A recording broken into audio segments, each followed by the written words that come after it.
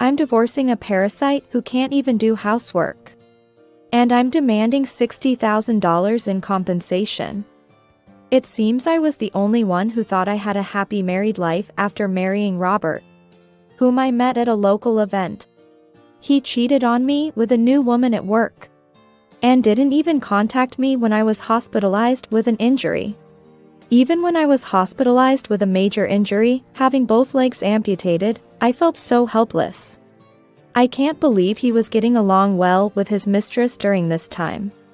On top of that, to think he could say such awful things with a straight face. I've become so disheartened.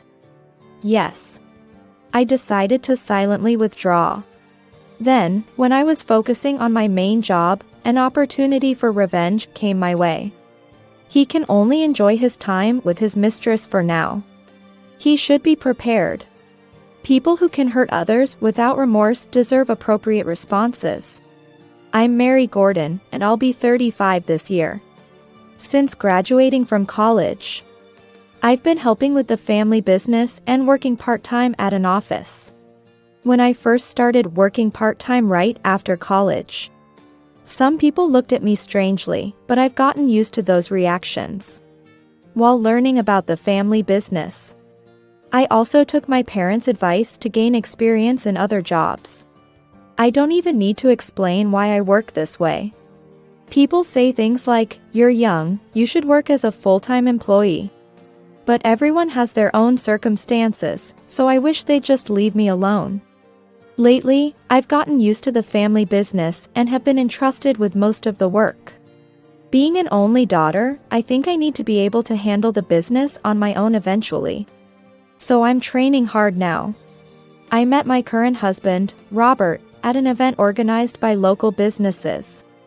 I was working part-time and was asked to help with the event. Unable to say no, I found myself participating in this unfamiliar event. I was attending as part of my job, but that's when I met Robert, who was working at the booth next door. Oh, it's rare to see a woman participate in this event. Is it? It's my first time, but is it that uncommon? Yes, quite rare, so I was a bit curious. I participate in this event every year, so if you have any questions, feel free to ask. At first, our conversation was just polite small talk, but as we talked during our free time, he became someone I found intriguing. We exchanged contact information, and soon became close enough to keep in touch whenever we found time. Robert, who talks to anyone easily, and I, being shy, were an odd pair. But we got along incredibly well when talking about our common interest in comics. As we visited various comic-related places and museums, we grew more aware of each other and started dating. After dating for a while, on our second Christmas night, while walking through the lit-up streets, Robert suddenly stopped. "I've been interested in you since that first event we met at. Will you marry me? If it's with you, I'd be happy to." And so, Robert and I got married. Married life was blissful. Work was tough, but coming home to someone I love and having peaceful conversations at the end of the day was something I cherished. However, I never imagined that such a happy life would begin to unravel from a small fray. About 6 months after our marriage, one day, Robert brought home flowers. "Welcome home." "What's with these flowers?"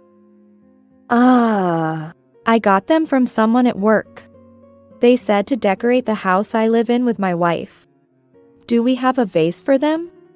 "Come on, you know that, don't you?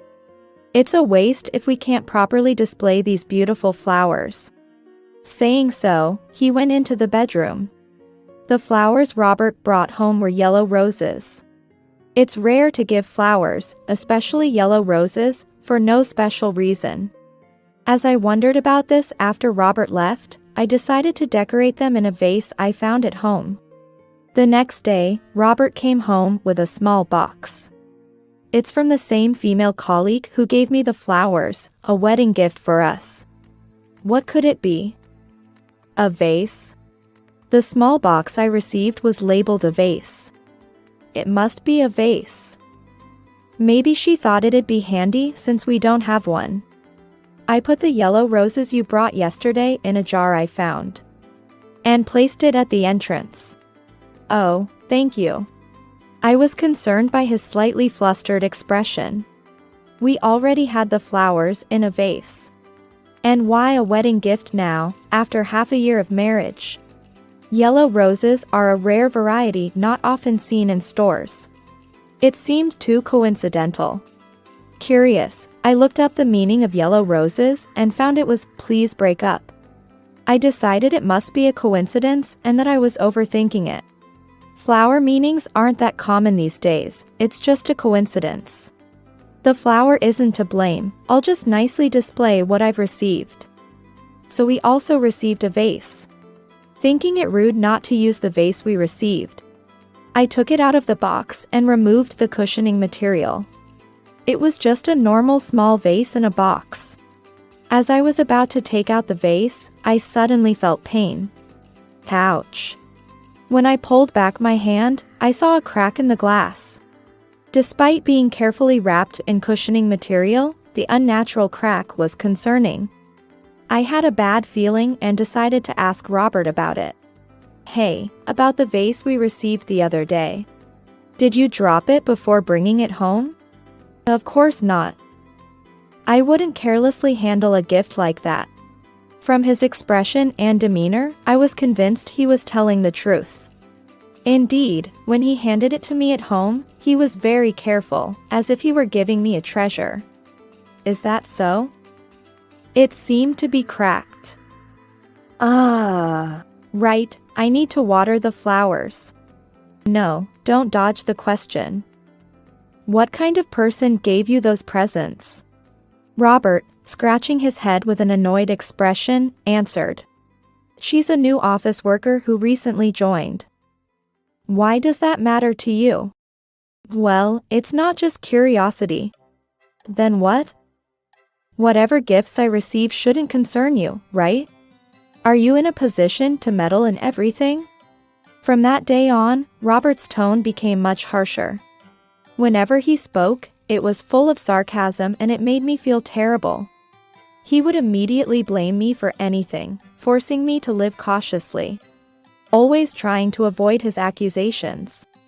When Robert was unusually happy while drinking at home, I took a chance and asked him.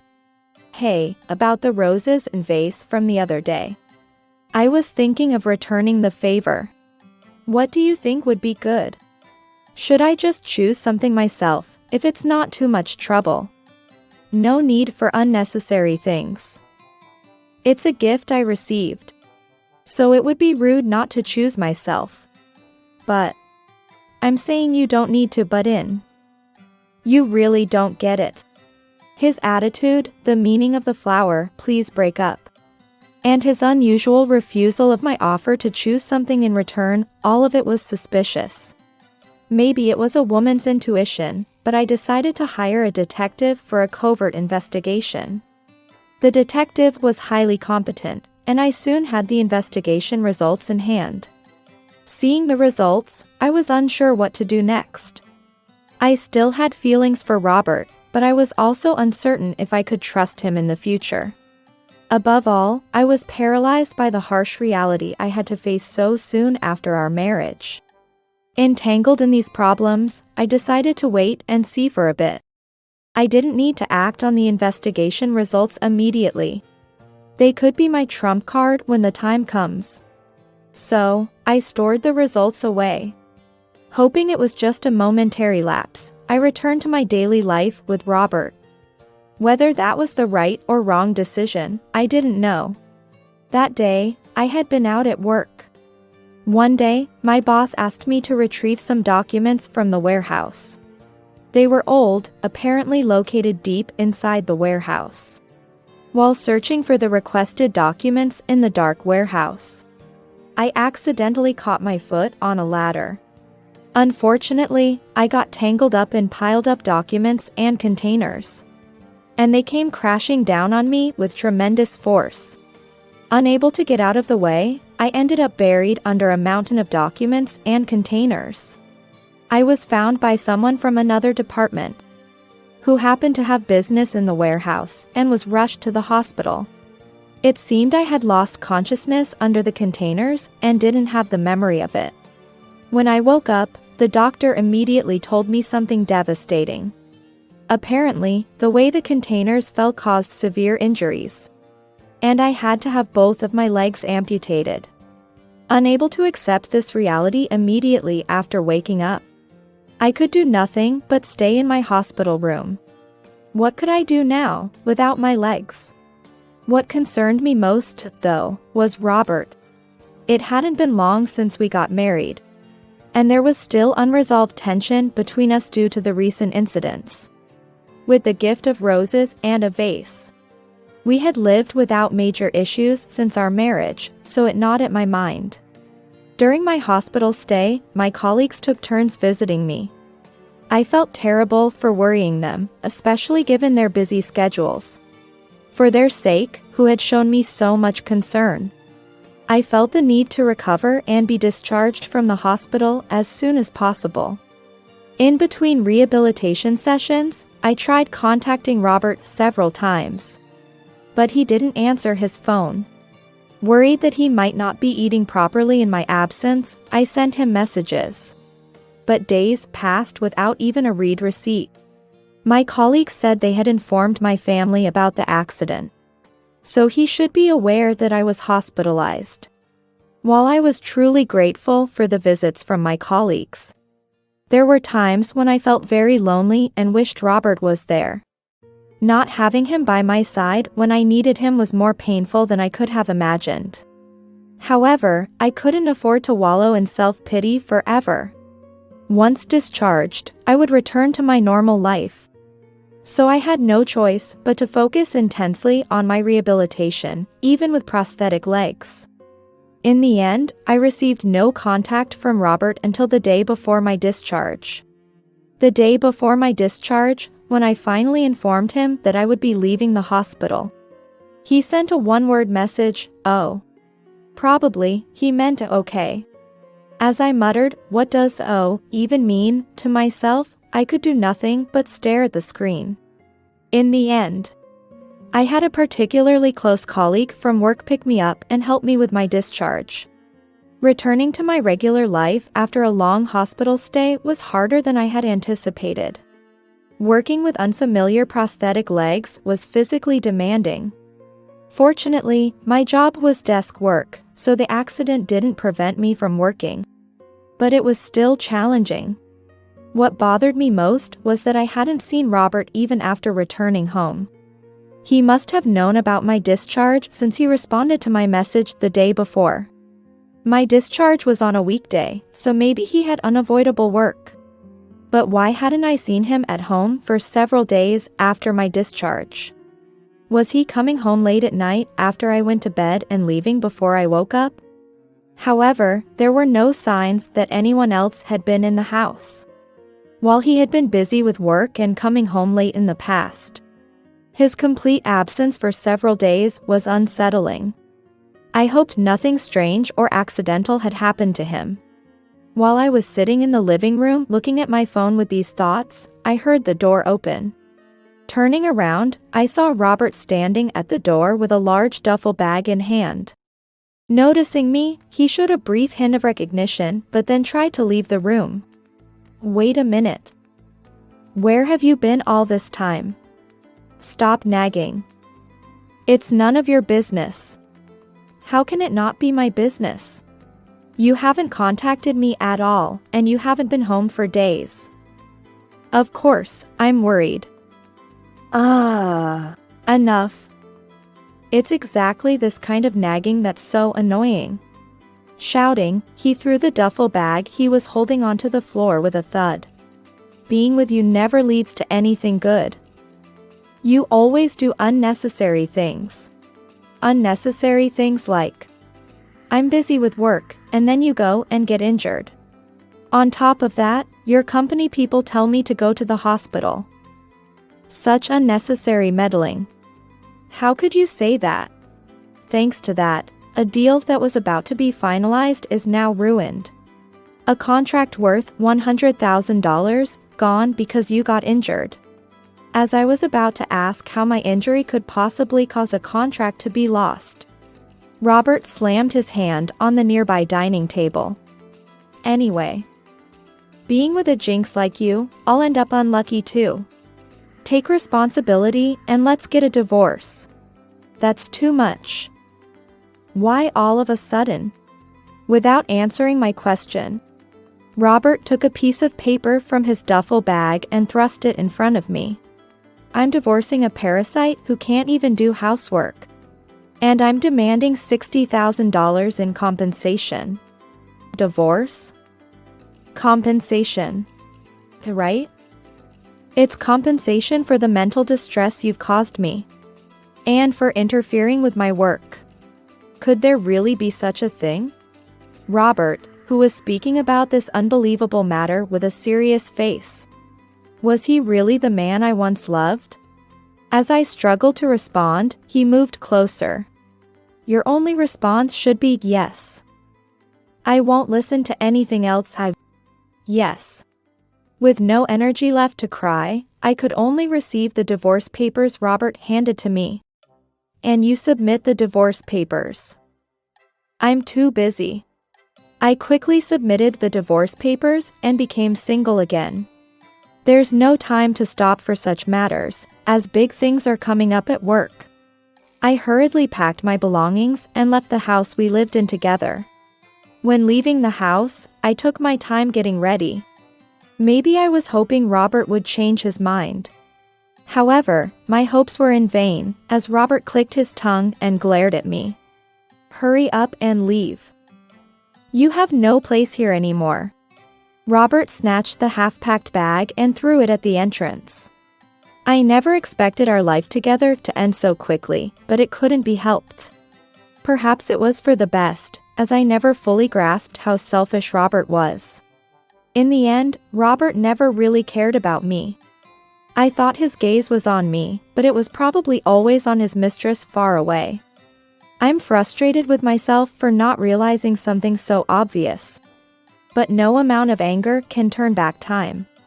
Now, I'm determined to become someone who can show up to Robert. Even without my legs, I haven't lost my guts. I refuse to be defeated here. Time waits for no one, so all I can do is give my best in what I'm capable of now. I'll continue with my usual work. My main job is real estate management. I run a real estate company inherited from my parents, with an annual rental income of about $9 million. It was a long journey to get the annual rental income to $9 million. Especially when I first started and didn't know anything about real estate management. However, the thought of returning home to Robert kept me clinging on and working hard. He probably never imagined that I was working so hard, with an annual income of $9 million. Looking back, it's probably good that I never told Robert about the rental income. If a person who can treat his wife so terribly would know I have millions in income, who knows what he might do. I don't often appear in the forefront of business, but sometimes I show up for important work. That day, I was heading out with a few male employees. I was involved in a major office building renovation project, and showed up for a meeting with the stakeholders, only to encounter an unwanted face. One of the stakeholders was Robert. He acted as if he hadn't noticed me, clearly intending to completely ignore me. Yet, I couldn't help but be bothered by the female employee standing next to Robert. It wasn't just because I was his ex-wife.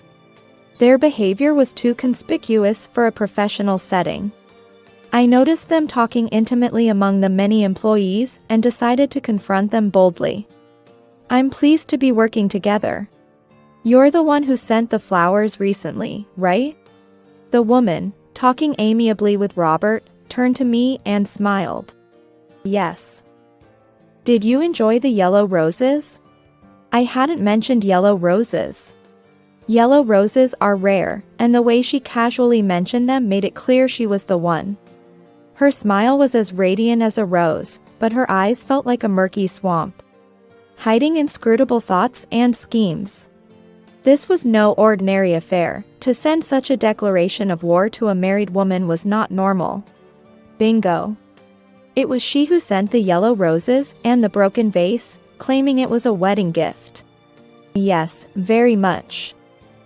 A thoughtful person like you must have wonderful encounters. Thanks to that, I'm now engaged to marry Robert. She said this while showing off the ring on her left ring finger. We just met a little late, but it's a true love story. For some reason, she seemed proud to flaunt her love conquest. I couldn't understand why someone would boast about such a thing. I didn't have the energy to argue anymore. The goddess of love knows what's real, and our love proves it. Robert smugly stood beside Angela, who was with her over-the-top ideas. I couldn't keep up with these two. All I wanted was to finish my work and leave, but then Angela spoke up. By the way, isn't the person in charge of the office building renovation late? What are they thinking, making us wait? After Angela had just finished boasting about her love conquest and talking about the power of love, she suddenly started acting like a capable woman. This almost made me burst out laughing. I noticed Angela glancing irritably at her watch while Robert casually placed his hand on her waist. I told them, "It's me. I am the person in charge of this building and the current renovation project." The two of them stared at me with dumbfounded expressions. Robert's face, already looking foolish, seemed even more so. Now you're lying too? Despite losing your husband. I think that statement is inappropriate in this setting. She dismissed my statement as a lie. Her reaction was telling. However, Robert's expression turned to shock, and he pointed at me. That can't be true, right? You're just a clerk. I was doing office work while helping with the family business. This is the family business. I didn't mention it because there was no need to. But now, it's none of your concern anymore. Robert and Angela still seemed incredulous. But after confirming with other employees and stakeholders, they finally seemed to accept it. Robert, during a name card exchange, tore my business card into pieces when he received it, leaving me laughing at his absurdity. Impossible. I can't accept this. You were just a part-time office worker. And I was fed up with you. That's a lie, right? It's not a lie. And I've never seen anyone tear up a business card like that before. It's the first time I've encountered such rudeness in all my years of business.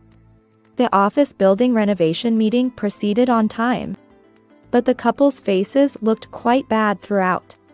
No wonder, realizing that someone they look down upon is actually the building owner must have been shocking. Robert kept trying to catch my eye during the meeting, which was distracting. He initiated the divorce and yet acted like this. What did it mean? After the meeting, there was talk of having a get-together. Given the likelihood of working together for an extended period, it seemed wise to know each other a bit better. The gathering was small, but finding a place on short notice seemed challenging. And there was difficulty with the reservation. While everyone was busy arranging, Robert approached me and slipped something like a piece of paper into my hand. Feeling something off, I looked and found a folded note and a piece of candy. Unfolding it, I read, "Can we sneak away together?" Is he mistaking this for some kind of mixer? Asking an ex-wife to sneak away together is just wrong. Disgusted, I looked at it twice. Noticing my reaction, Robert winked and made a shooting gesture with his fingers at me. Despite it being a business-related social event where one should stay till the end, I couldn't bear to remain in the same group as Robert. I quietly explained the situation to a subordinate and discreetly left the gathering without participating. I raced through the crowd, hoping Robert wouldn't notice my departure. 5 days later, I had an unbelievable number of missed calls. Checking, they were all from Robert, who had also left several messages. There were 33 calls in total. Calling so much during working hours, he must be quite idle. Bothered by the incessant calls, I decided to call him back. What is it? I'm busy, so your constant calls are troubling. Just say what you need to. Hey, why don't we give it another try? What are you talking about? Has stress gotten to your head? I'm serious here. I realized that you, Mary, are irreplaceable. You made me see that. Drunk in his own words, Robert's cheesy spiel continued. I was out of my mind back then, and you felt the same way, right? Don't lump me in with you. You're the one who initiated the divorce, ignoring me when I was injured. I wasn't ignoring you. It was just that. This was my cue to play my trump card. Angela Morgan, right? I had you investigated before. I know you were going to her place after work on weekdays, even when I was in the hospital. He admitted it rather easily. Yeah, I was at Angela's place. I thought you were in the hospital, so you'd be fine. So, you were busy being with Angela. You're remarried now, so it's none of my business anymore. I was just misled by her. It's not too late. Let's start over. I found it hard to understand his reasoning. You must be struggling without me, right? If you need help, I can hire a maid for you. I don't mind having others in the house. As I stood there, speechless and appalled, he confidently continued as if he had a brilliant idea. I'm thinking of quitting my job to support you. I'm calling you now because I'm ready to do that. You've always put your job first. To think that you would give up your work to take care of me. Yes. If it means living with you again, work doesn't matter. I'm so touched. I hung up the phone then. Knowing Robert, he would surely act as I imagined. Right after hanging up, I went straight to the city hall. What I submitted there was a non-acceptance notice. Filing this would prevent any marriage registrations from being processed without my consent. 2 days after my visit to the city hall, I received a call from Robert. Hey, it's me. I was told something weird at the city hall counter. Weird like what? Well, they said they won't accept it or something like that. What are you trying to say? Just spit it out. I'm not free all day. I mean, the marriage registration. I quit my job because we were getting back together, and now everything's gone awry. Though he tried to sound casual, I could sense panic in his voice. I decided to tell him the truth. They won't accept it? Well, of course. And trying to submit a marriage registration without agreement is just appalling. So, does that mean I can't get married? What should I do now that I've quit my job? Quitting your job was your own decision, wasn't it? I never told you to quit. And deciding to marry was something you rushed into on your own. I said my piece and then hung up, promptly setting my phone to block his calls. I should have done this much sooner. For a while, life was peaceful, but that tranquility was abruptly shattered. A woman appeared before me. Her appearance was disheveled, her hair a mess, and her eyes harshly narrowed. It's all your fault I ended up like this. Nobody at the company talks to me anymore. And Robert has gone somewhere. What's your plan? Take responsibility. For a moment, I didn't realize who she was, but her voice gave her away as Angela. The pride she once had when bragging about the yellow roses was gone. She seemed like a woman with a tough personality, raising her voice hysterically. Even though I knew I had nothing to fear, it wasn't pleasant to witness such a scene up close. Are you talking about Robert? He's no longer my concern, so let me go now. It's not none of your concern. Because of you, I lost my job, I have no money.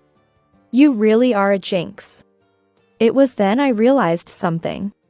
Jinx, huh? You two are very much alike, a perfect match for each other. What do you mean by that? Jinx, that's what he called me too. Just like a parting shot when things don't go his way. So what? I'm not really a jinx. What's wrong with stating the facts? What's wrong? Why don't you think about it yourself? I'm not obligated to teach you, and you're bothering me. If you continue to harass me like this, I'll call the police, okay? Then Angela, fueled by anger, lunged at me. In the scuffle, my prosthetic leg almost came off, making it hard to keep my balance. I fell down, and the personal alarm I always carried sounded loud. Startled people around us began to look in our direction. While Angela was grabbing me, the police arrived. Apparently called by someone who had witnessed the commotion. I explained the situation to the police and asked them to check the security cameras. They confirmed I was not at fault and issued a restraining order to ensure this wouldn't happen again. Why do I always have to suffer like this? Why? Maybe it's because you decided to have an affair with a married man and tried to snatch him away? Also, I will be contacting you through a lawyer to demand compensation. So please be prepared to deal with it. I couldn't let Angela get away with this without facing consequences. So I decided to pursue compensation. I wanted her to suffer for her role in destroying my marriage with Robert and for the affair. I later heard through the grapevine that Robert had married me, dreaming of a carefree life funded by my rental income, and had been running headfirst into that fantasy. He imagined a life of ease without work, relying solely on my rental income, which is just astounding. As a result, he quit his job and is now struggling to find new employment. Angela, too, became an outcast at work for getting involved with a married man, sitting on pins and needles. But now she faces the compensation demand from me, and the necessity to continue working for her livelihood. It's the result of being blinded by immediate desires and money. I have nothing to do with them now.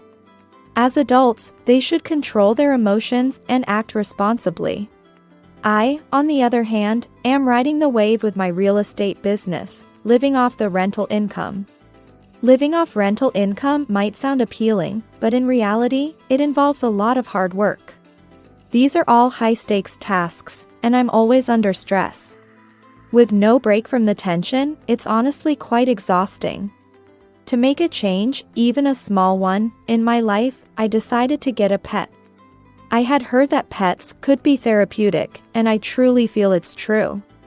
Playing with my dog, Coco, helps me forget the hardships and challenges of work. I'm determined to fully enjoy and appreciate the happiness and joy I have now and live each day with gratitude.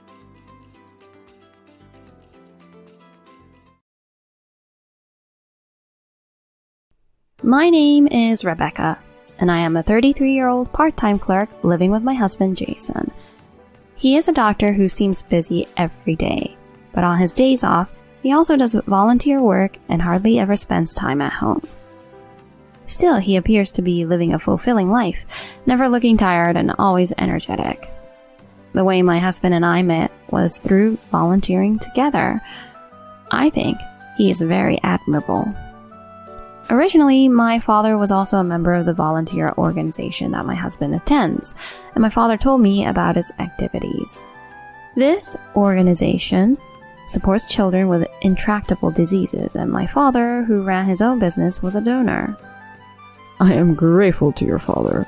I wish he could have lived longer. Jason would say this, expressing his regret over my father's passing. I also wished my father could have lived longer, but his death significantly changed my life. I had failed in my first marriage and then got remarried to Jason. My first marriage was about 3 years ago, a while after my father passed away. My ex-husband Brian worked at my father's company doing a job similar to that of a secretary, so I knew him from before. When my father became ill and was hospitalized, Brian visited him many times besides his work, making me think that he was a kind person. I am indebted to the president, so it's only natural.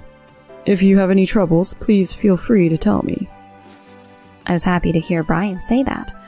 My mother had passed away about a year before my father, and without any siblings, I had no one else to rely on, so I consulted Brian about various things.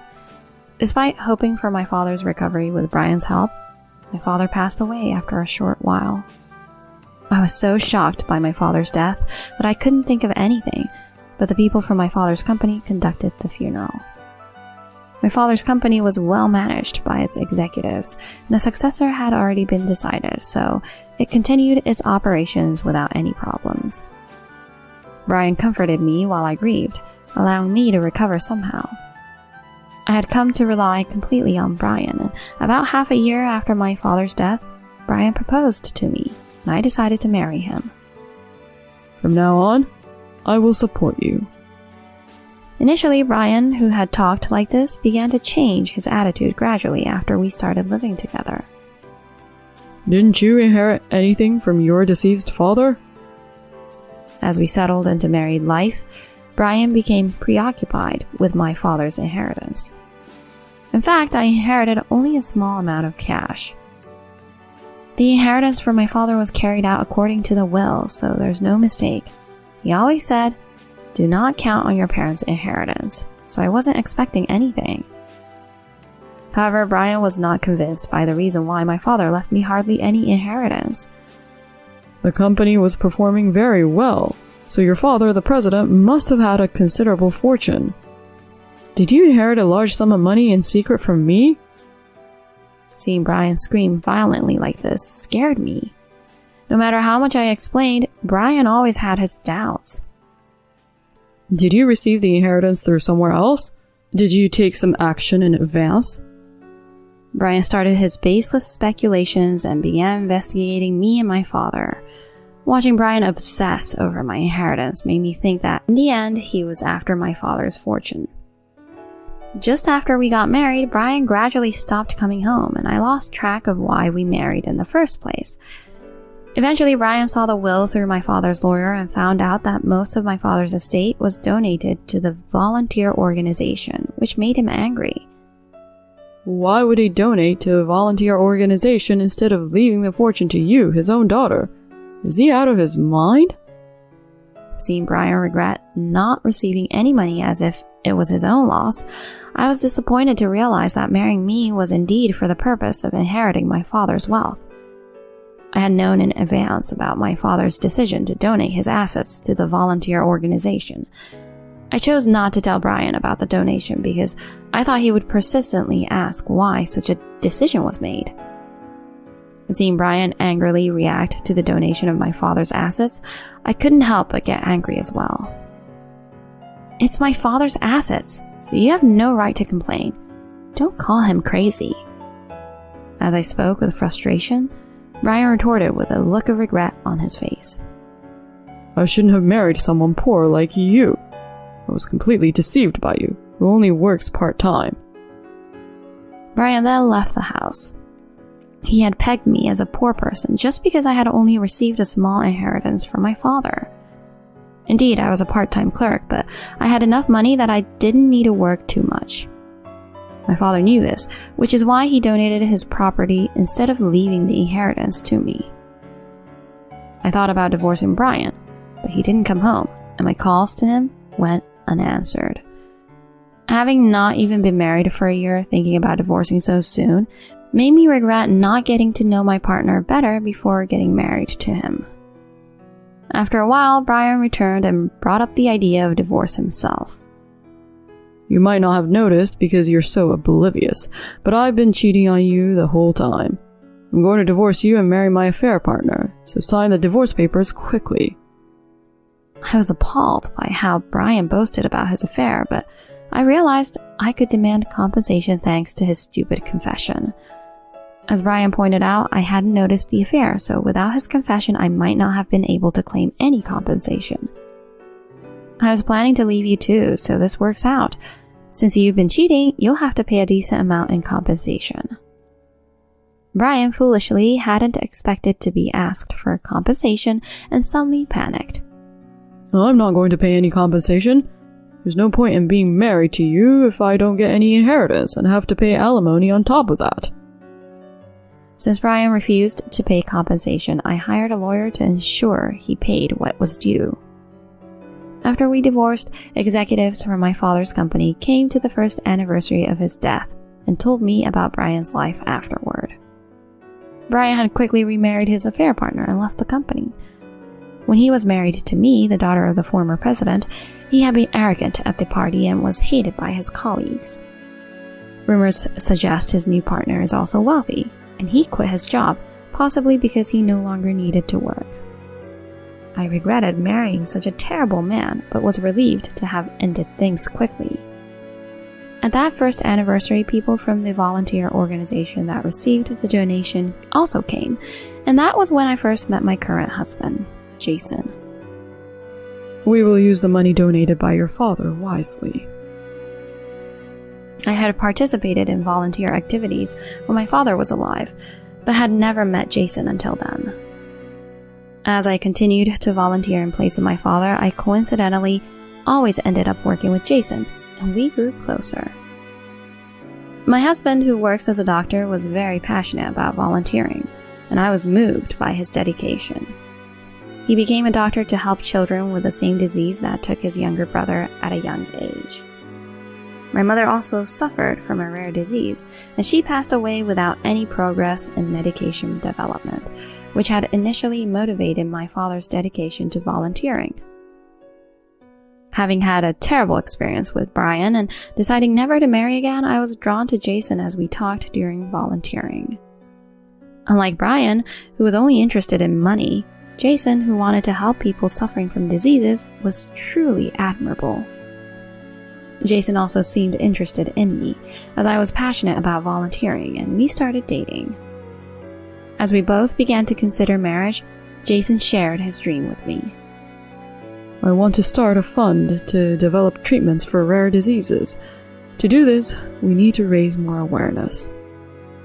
If Brian had said something like this, I would have suspected ulterior motives for money, but seeing my husband's sincere face, I decided to support him. Afterward, Jason and I got married and continued our volunteer work. We often participated in fundraising in the streets, and both my husband and I were actively involved. One day, while fundraising with other volunteers, someone suddenly approached me. Are you still living in poverty? Are you getting by on handouts from everyone because you have no money? As I turned towards the voice, I saw Brian standing there with a smirk. Just as I thought an unpleasant person had shown up, my husband asked with a curious face, Is he someone you know? I had told my husband about my previous divorce and how terrible Brian was. I didn't want to see him or have anything to do with him anymore. You must be mistaking me for someone else. I don't know you. As I said this and ignored him, Brian laughed happily. What are you talking about? Have you forgotten about me, your ex-husband? Because Brian shouted, the other volunteers noticed and started paying attention to us. As I wondered what to do, Jason stepped forward and responded to Brian. You have nothing to do with her anymore, so please leave. You are disrupting our event here. Brian got angry and yelled at my husband. Who are you, acting all arrogant like that?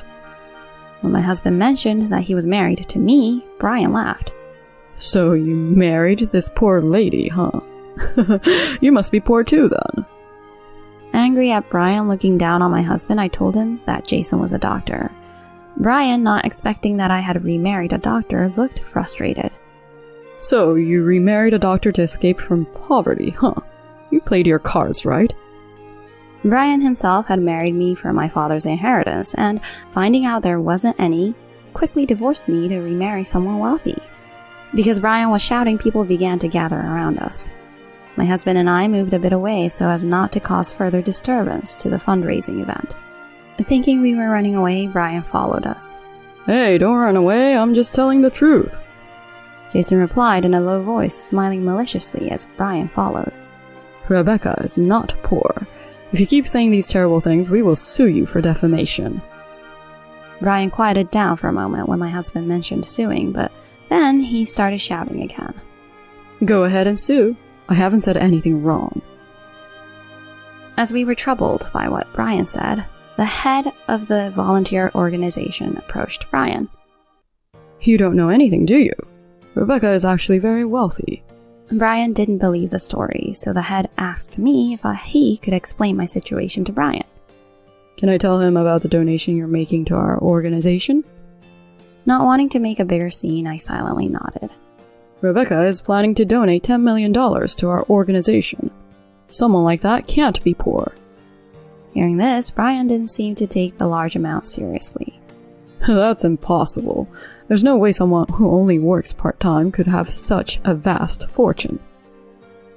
Brian laughed at this.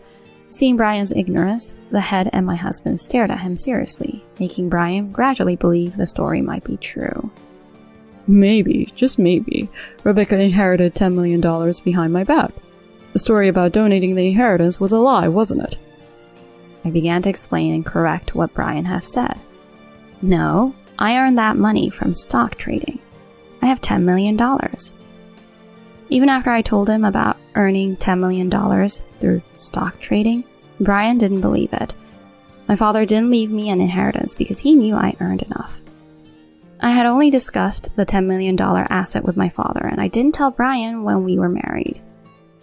It wasn't that I didn't trust Brian from the beginning, but it felt better to keep quiet about it as he kept asking about my father's inheritance. It seems what I did was right. If Brian had known about how much I earned, it could have led to serious trouble.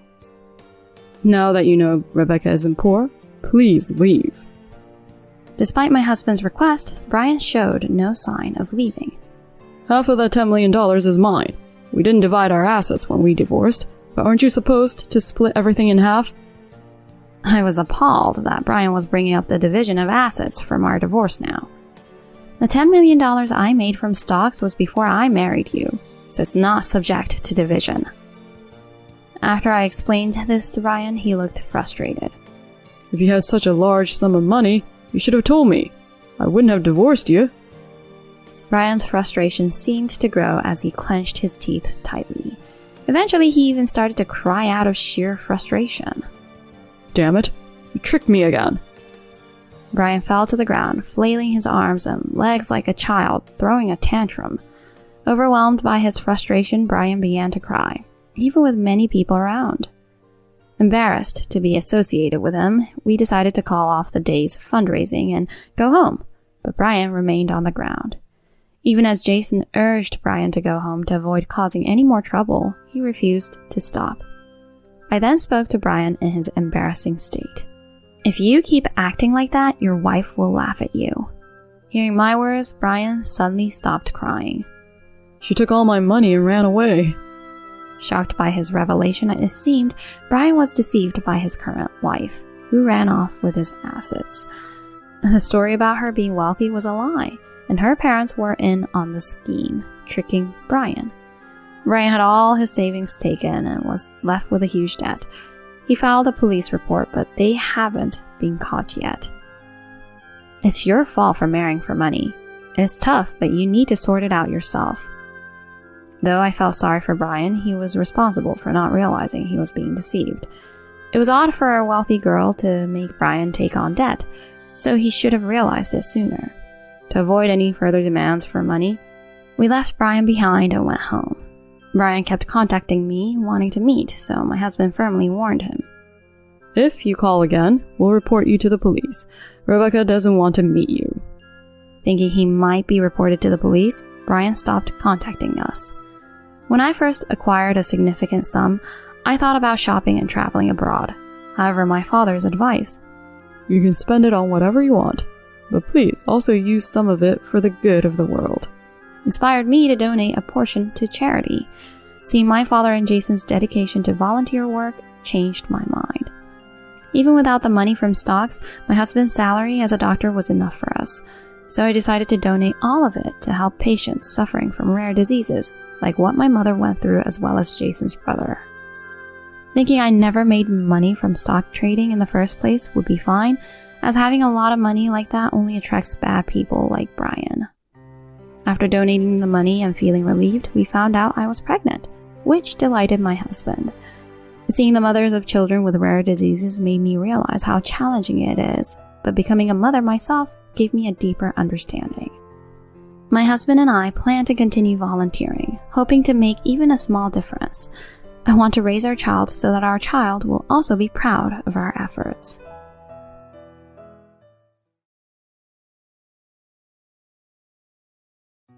We've already submitted our marriage registration with Emily. So, no matter how much you cry and beg, the divorce is final. We are officially married. You kept me waiting for so long because you wouldn't agree to split.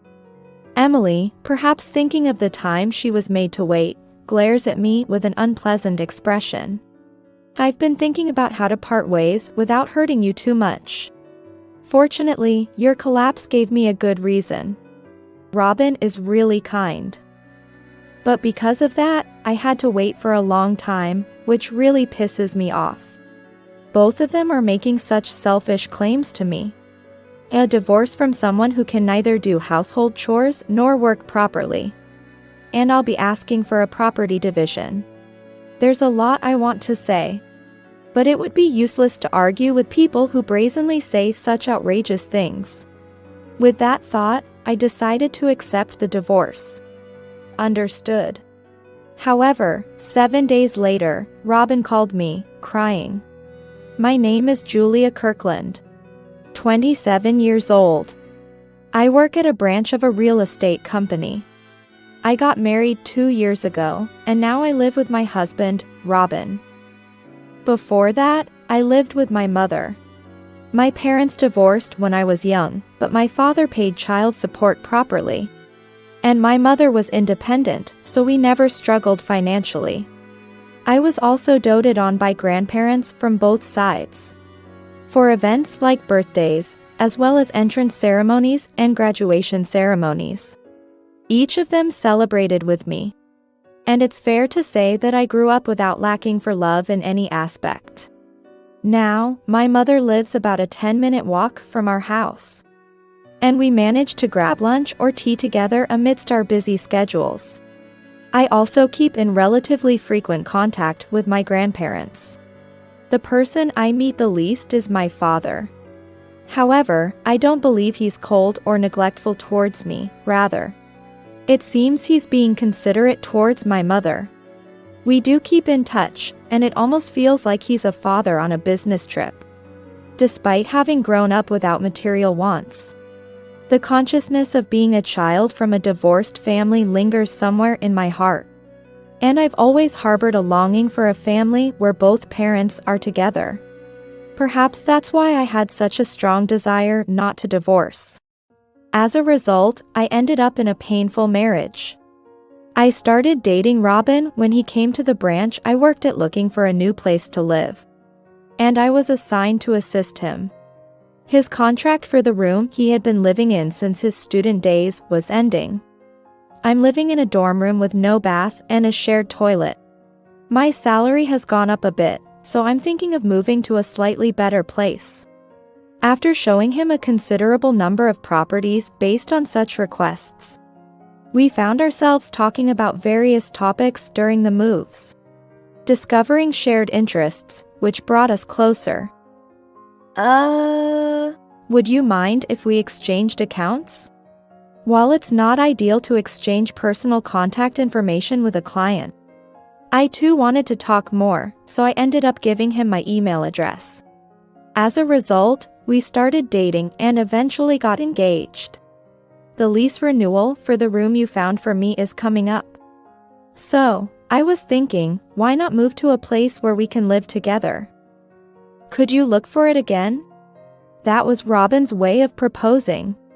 We had a small, intimate wedding ceremony with just close family. I don't have many relatives, and Robin's parents aren't very close with their relatives. So it was decided that would be fine. The attendees were my mother and my in-laws, as well as my grandparents from my mother's side and Robin's grandparents. After exchanging vows in a chapel, we had a meal in a small restaurant, a small wedding ceremony. But I was filled with happiness. My father and paternal grandparents congratulated me. and celebrated the marriage when I went to inform them, despite not attending the wedding out of consideration for my mother. It wasn't because they were neglecting me. My father and I maintain a good relationship with that level of distance. And so, our married life began in a 2-bedroom newly built rental apartment. Of course, it was a property managed by our company, which I searched for with great enthusiasm. It wasn't very large, but it was spacious enough for a newlywed couple to start their life together. The location was convenient for commuting to both of our jobs. And I thought I found quite a nice apartment. You really are a pro, finding such a nice place. Just like my first room, Julia, you're really suited to be a real estate agent.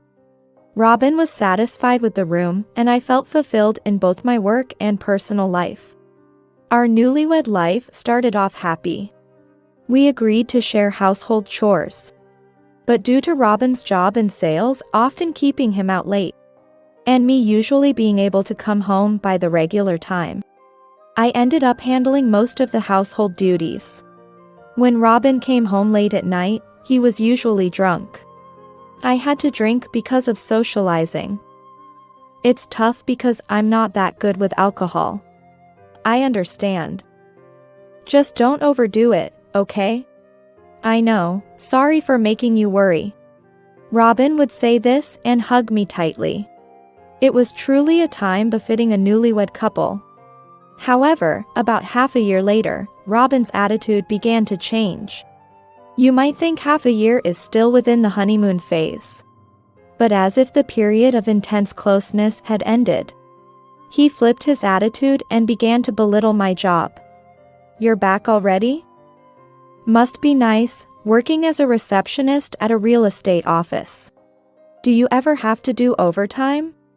Our store has night hours for clients who can only come in the evening. So there's hardly any overtime after daytime shifts.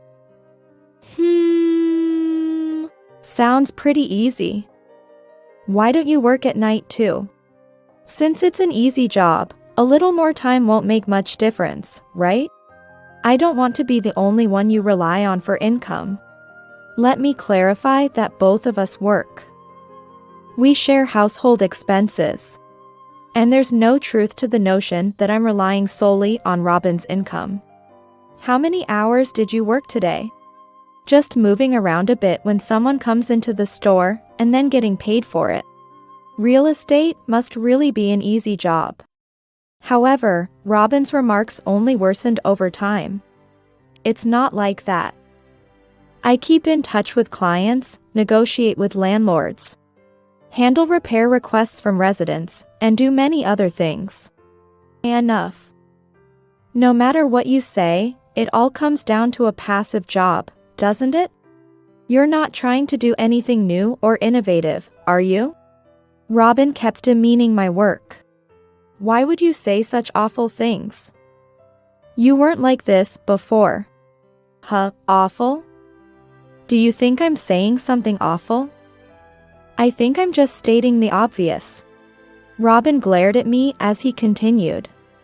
The problem is you're asking me to do housework even though our jobs are completely different. So that's it, I realized. Robin probably felt guilty for dumping all the household chores on me, which led to his attitude. Sorry, I've just been so busy with work, I inevitably end up putting more on you, Julia. At first, he would apologize, looking sorry.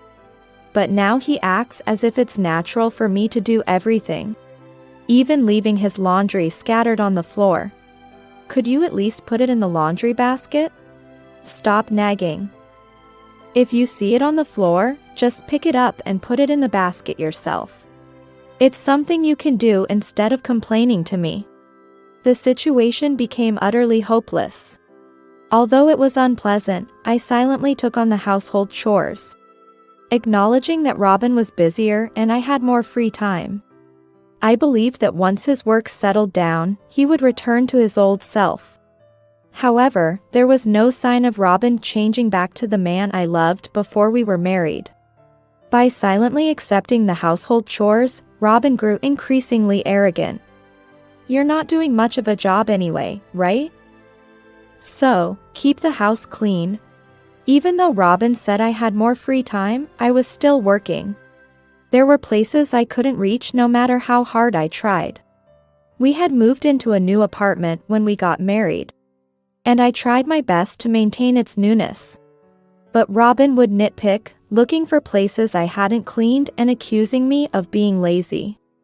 If you can't handle the housework, why don't you just quit your job? Then, he started saying things like that. Frankly, it would be difficult to afford our current apartment on Robin's salary alone. When I explained this with numbers, Robin became furious. So, you finally say it. You think my salary is low, that you're looking down on me. I couldn't understand what he was accusing me of. Wait, I've never thought that, not even once. Liar. After we got married and you found out about each other's salaries, you started nagging me to do housework. That's because you thought my salary was too low. I had misunderstood. I thought Robin felt guilty about not being able to do housework because he was busy. But his true feelings were different. After getting married, it turned out my salary was higher than Robin's. This fact hurt Robin's pride, making him feel as if he was being made to do housework because he was inferior. Of course, my salary is low. You must feel so good about yourself, earning more than me. It's not that much more, I think. The hours worked are different, aren't they? I see. I came to another understanding. Robin felt inferior not just in terms of total salary, but also in terms of hourly wage. That's why he was so fixated on the fact that I hardly ever had to do overtime. I never thought of you that way. I've never looked down on you. But if I've made you feel uncomfortable, I'm sorry. Though unaware, I might have inadvertently hurt Robin. With that thought, I apologized to him. As long as you understand. Listen, in a marriage, the husband is superior. If you can understand that, then make sure you take better care of the house. Although I found it unreasonable, I was relieved that Robin seemed a bit calmer after my words. Being a child of divorced parents, I had a strong desire not to go through the same ordeal. I didn't want to have conflicts with Robin. I had expressed this sentiment to him, so he should understand my feelings. I thought I just needed to be a little more patient. Arguing would only hurt us both and worsen our relationship. If I could just make small concessions, we could live together without conflict and maintain a good relationship. I hoped this would bring back a peaceful life. Robin would return to the kind person he was before our marriage. That was what I believed, but it was a naive thought. Thinking he had subdued me, Robin became even more arrogant, behaving like a king and treating me like a servant. Just do as I say. Don't even think about having your own opinion. Yes, I understand. People who don't have the initiative should just silently listen to those who do. And always speak to me with respect. Before I knew it, I couldn't argue back at all. I had heard that a frog wouldn't notice being slowly boiled if the water's temperature was raised gradually. I was like that frog, unaware of being pushed to my limits until I suddenly collapsed at work one day and was taken to the hospital by ambulance. 2 weeks into my hospitalization, Robin visited me, but as soon as he entered the room, he smirked and said, "You're such a useless woman." A woman I had never seen before stood next to him. "I'm sorry. I'll try to get back home as soon as possible. Please forgive me." "No need to try. Take all the time you need to recover." "Really?" I was surprised by his unexpected words, thinking Robin would surely blame me. "Yeah, really. Because you and I have no relation anymore." "What do you mean?" "You're so slow to catch on.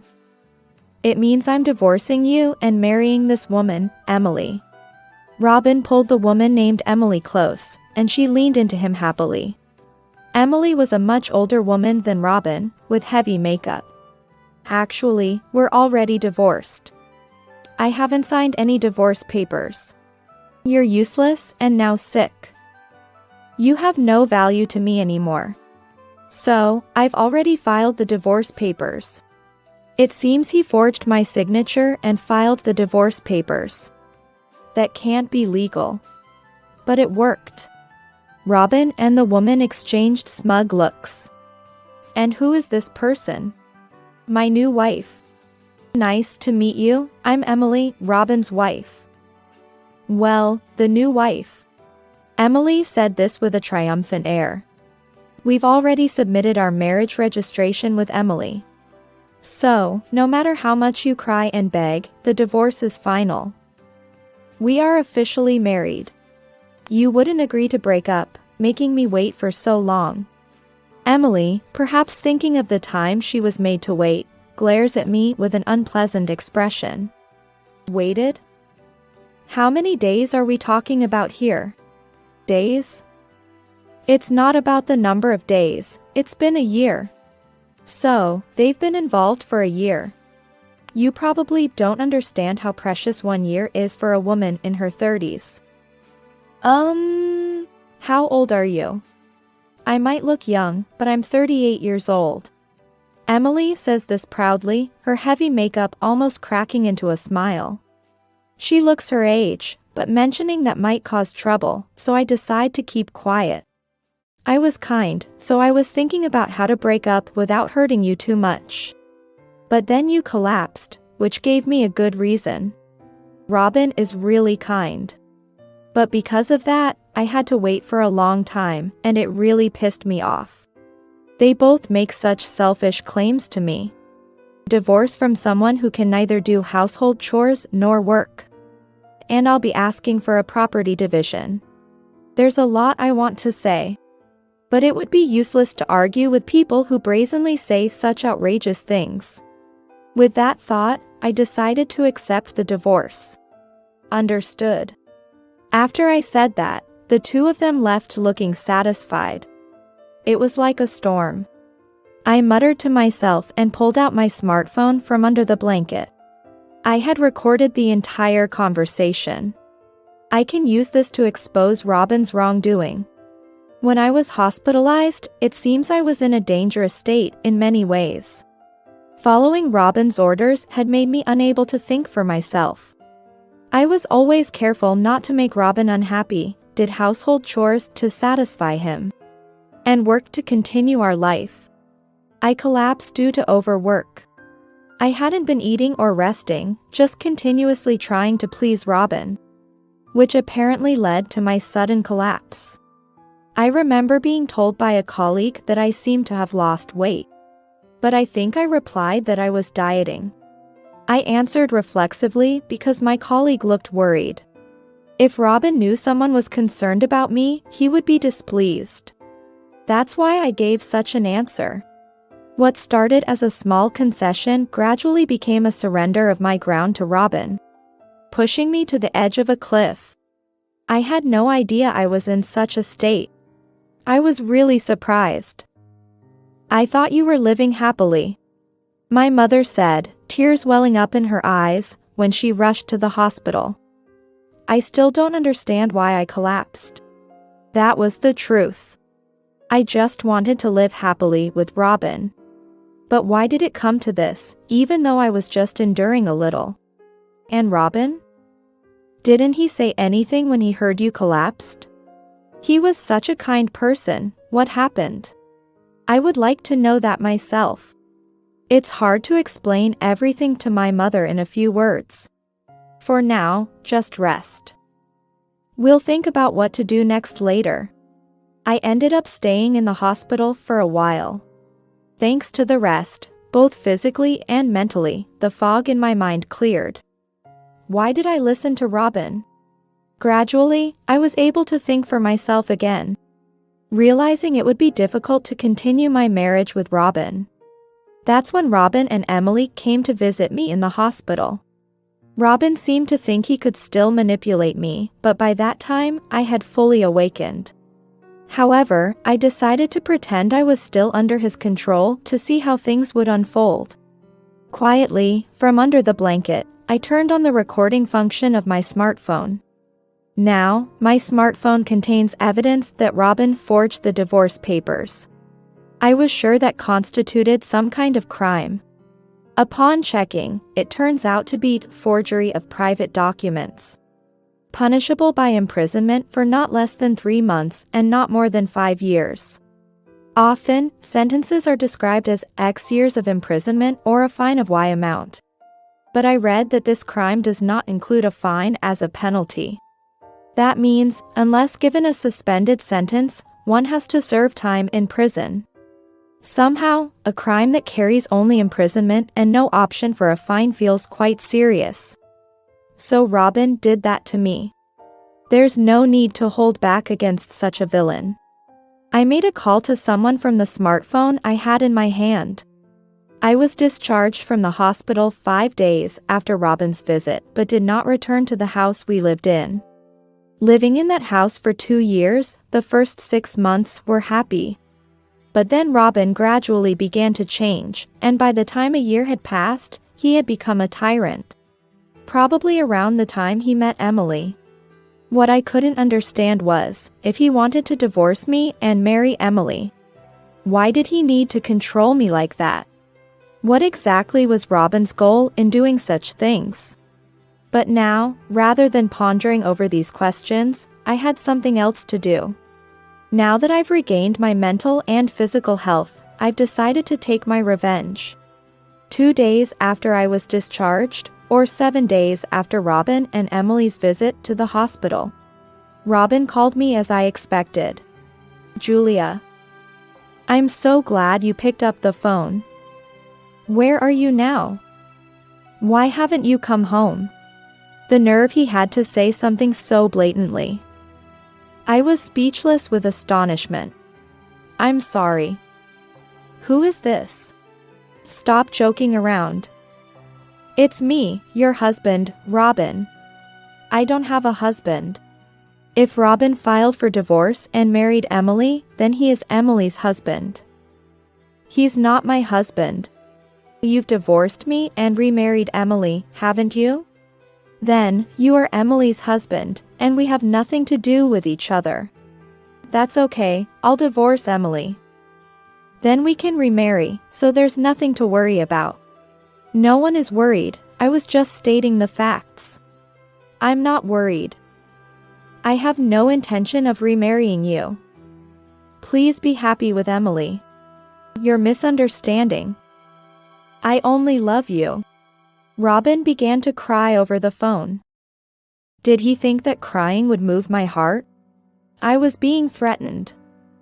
Emily is the daughter of the president of our company. She said she'd fire me if I didn't date her. I was just going along with it, believe me. Robin continued to plead through his tears. Was the forgery of the divorce papers also Emily's order? Yes. She said if I didn't do it, she would make things terrible for you. I had no choice. I intend to sue you for forging private documents. Robin stopped crying and went silent when I mentioned suing him. By the way, it's time to renew the lease for that house. I won't be renewing it.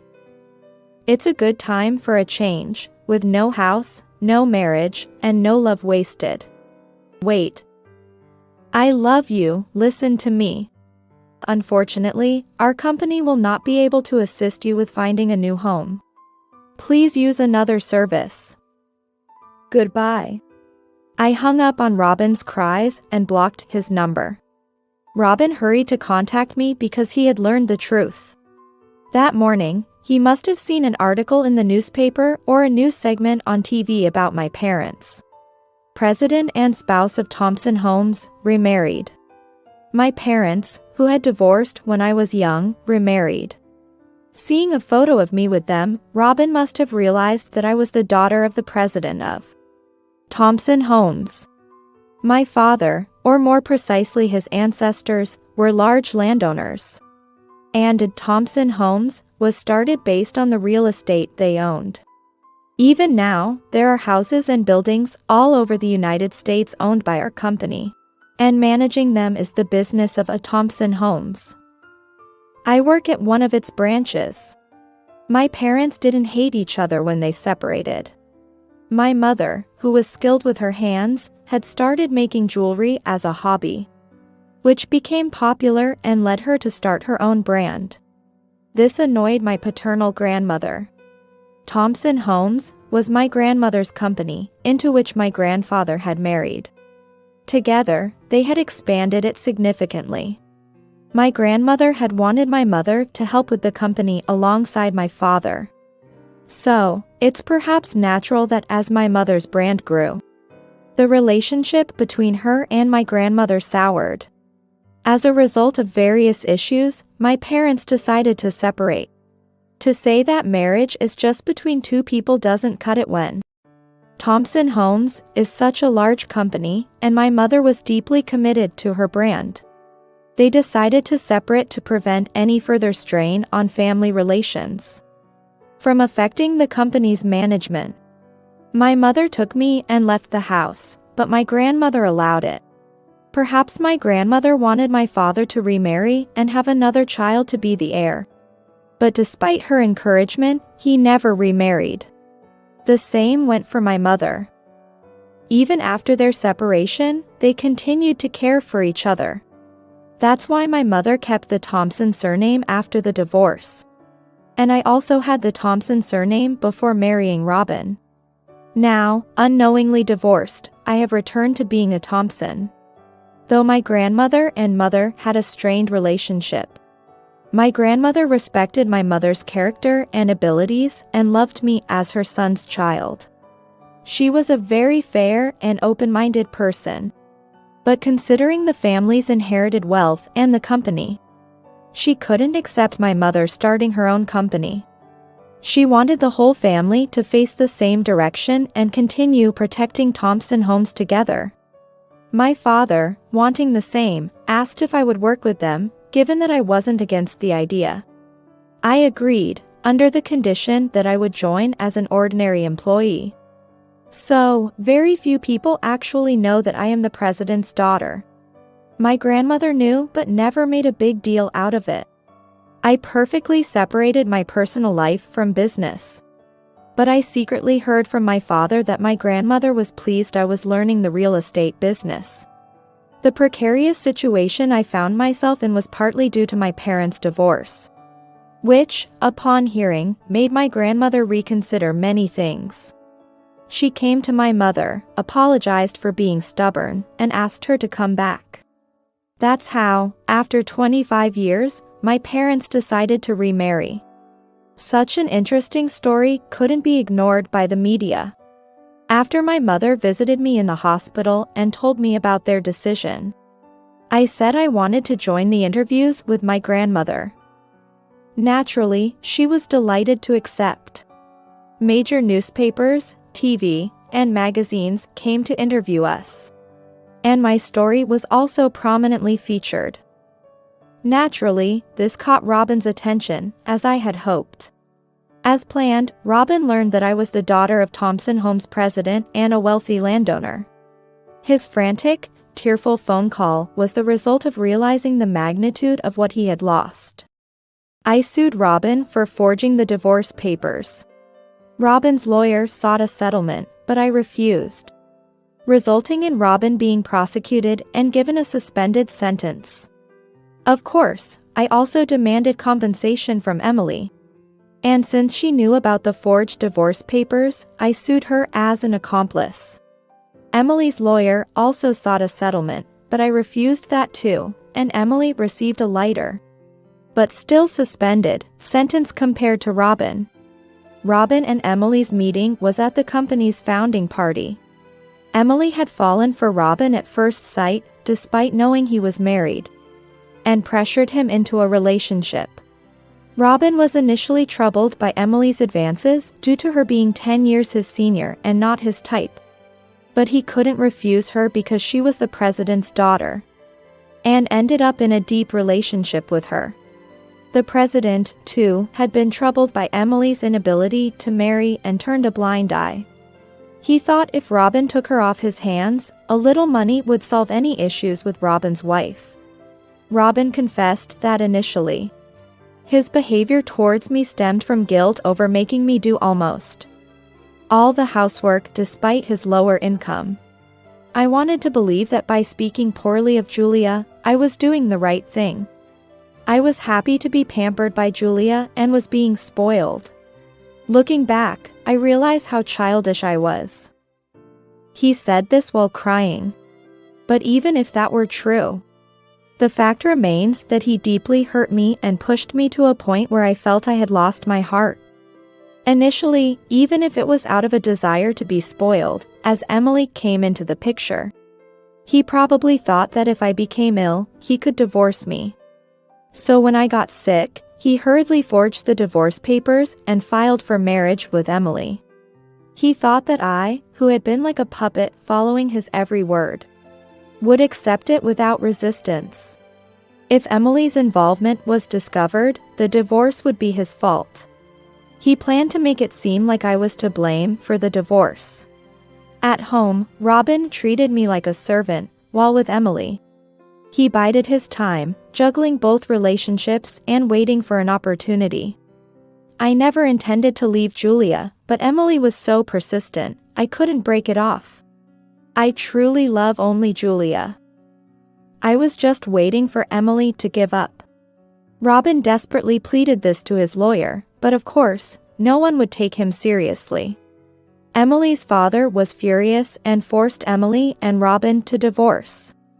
Subsequently, Robin was fired and is now working at a company that barely agreed to hire him, working from early morning till late at night to pay the property division he owed me. Emily's father didn't demand property division from Robin. This was not only because Emily was complicit, but also because he prioritized ensuring Robin could pay me. Honestly, I didn't care about the money, but I wanted them to pay for their crimes, which is why I refused any settlement offers from Emily's father, despite his pleas. Emily's father said he wouldn't let her go free again and begged me to settle things quietly. But after understanding my firm stance, he eventually accepted it. Emily is now under strict family surveillance, starting from scratch to mend her ways. Sometimes, I think that if Emily hadn't fallen for Robin, none of this would have happened. However, considering she pursued Robin despite knowing he was married, her crime is not light. Robin could have clearly refused Emily's advances, being aware of his marital status. But he didn't. Dreaming of marrying the company president's daughter and betraying his wife, that is an unforgivable crime. What happens to them from now on is no longer my concern. As long as they never appear before me again, that's all that matters. After my parents' remarriage, I, as the president's daughter and heir, began studying anew. Although I had learned about real estate as an employee, managing a business is different. Now I must study even more, including company management. My stubborn belief in not wanting to divorce like my parents led to such an ordeal.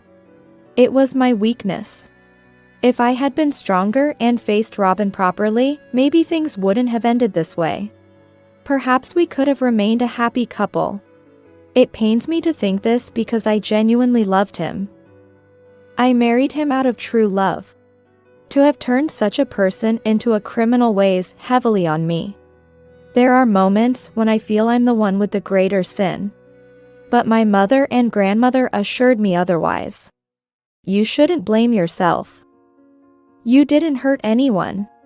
What they did was entirely their choice. Your mother is right. If there's any fault, it's mine for not accepting your mother, making you timid. My mother and grandmother, now reconciled and close, comforted me in this way. Blaming myself also means blaming them, which I came to understand. Humans are made to make mistakes. What's important is how we deal with those mistakes.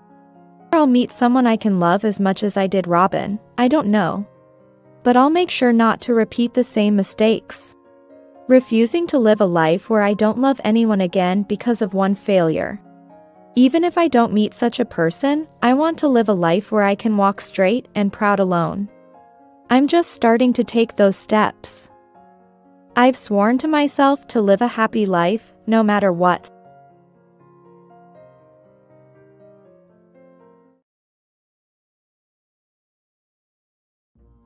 Wow, you're still alive, huh? What do you want? Just happened to see you. But, you remarried and had a kid, huh? Seems like a defective product. That's none of your business. I couldn't stand his words. When I glanced at my son, he looked apologetic even though he hadn't done anything wrong. Raising a child who can't walk, that must be tough for you. The man who appeared during a walk with my son was my ex-husband, who had left me 8 years ago. I had remarried, and my son, born from this marriage, has a leg condition requiring him to use a wheelchair. I don't want to see your face, so could you please go somewhere else? Then, the ex-husband started to laugh mockingly. Hey. Don't say that. It's a reunion, after all. Then, my current husband called out from behind. Is something wrong? Seeing my husband's face, my ex's face turned pale and he began to tremble. I, Kate Irving, married Paul when I was 24 years old. After high school, I found a job at a small local renovation company. On the other hand, Paul was a university graduate working at a well-known company. I never thought we would cross paths, but we met at a party. May I have a word with you? Me? Yes, is that okay? Okay. I mean, yes. My company was a subcontractor to the company Paul worked for. I was able to attend the party as a last-minute replacement for the president, who had an urgent matter to attend to. Paul was handsome and seemed very popular.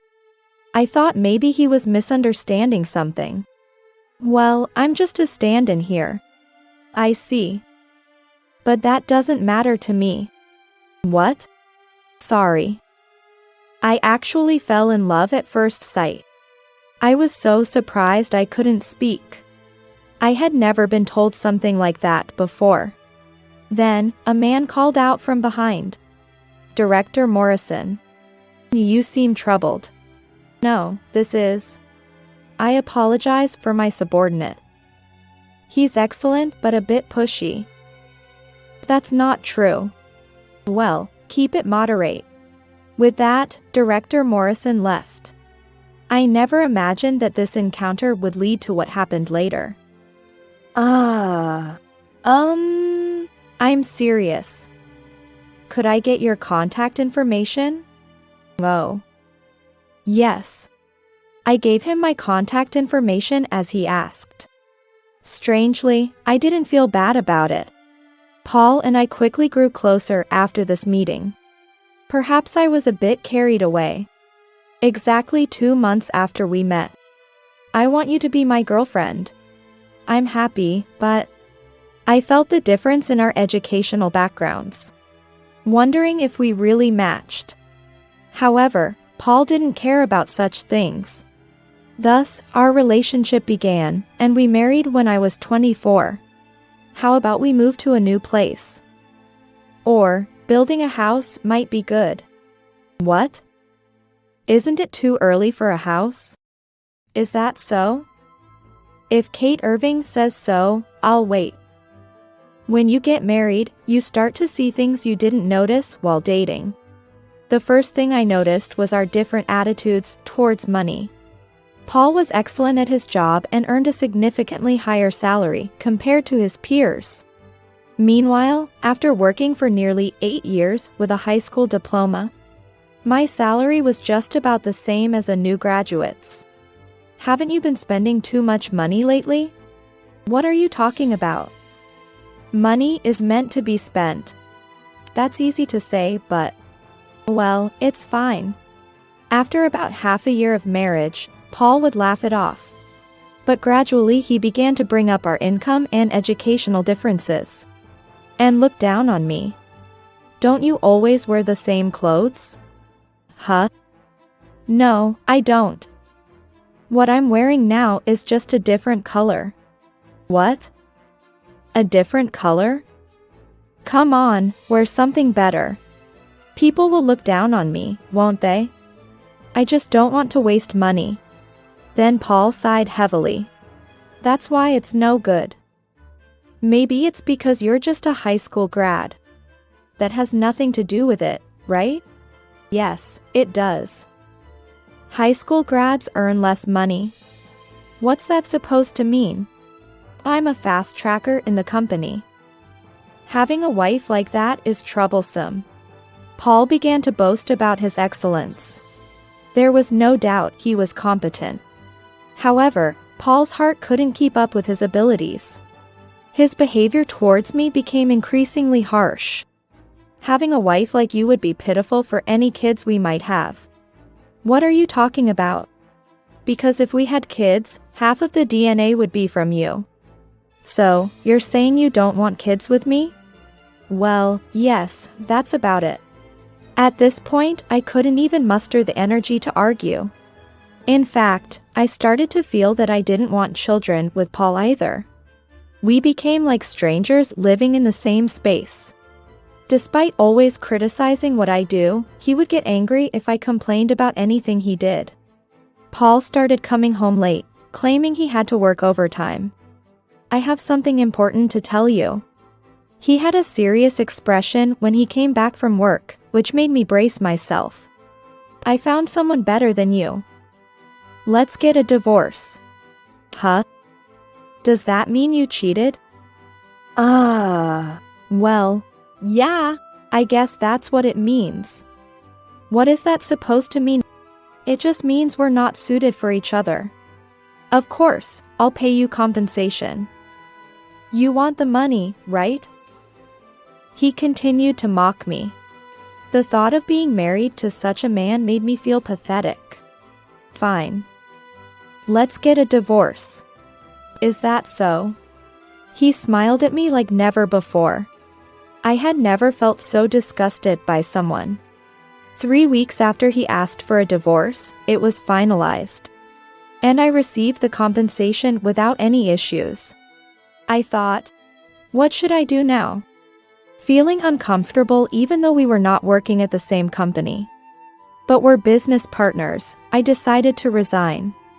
Then, I happened to meet someone. Noticing my distressed state by chance, he reached out to me. I talked about my divorce and my marriage. As he listened earnestly, tears naturally started flowing. It must have been hard, but you'll be okay. Those words were enough. Though I wasn't sure why, I felt that I could start over with this person. And so, I remarried. Overseas? Yeah, it's more of a promotion than a transfer. I think we won't be able to come back to the US for a few years. But I had no doubts. I've always wanted to live overseas. Thank you. Thus, I left the US. I felt it would be easier to be in a country I had never been to than to stay in the US and be reminded of Paul. That expectation was correct, and I gradually adapted to life abroad, eventually giving birth to a son. No way, that can't be. My son was born with a leg condition. And it was said that he would likely need a wheelchair as he grew. It's okay. I'm here, and we'll manage together. Yes. Despite my worries, my son grew up healthy and strong. And when my husband's transfer period ended, we returned to the US. Having almost forgotten about my ex-husband, Paul. A week after returning to US. The weather is nice today. How about we go for a walk? Huh? Are you sure? It must be hard for you, Mom. What are you talking about? You're a child, you don't have to hold back.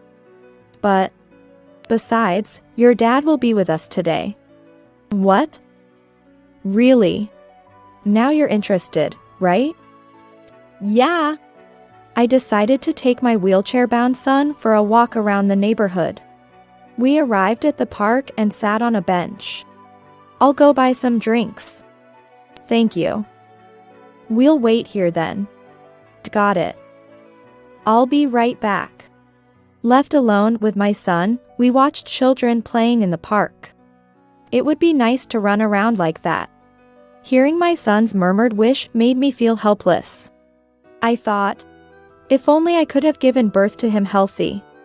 Despite trying not to dwell on it, seeing my son's face like that brought back those thoughts. Mom? Are you okay? It's okay. Then, my son smiled and said, I'll definitely be able to walk.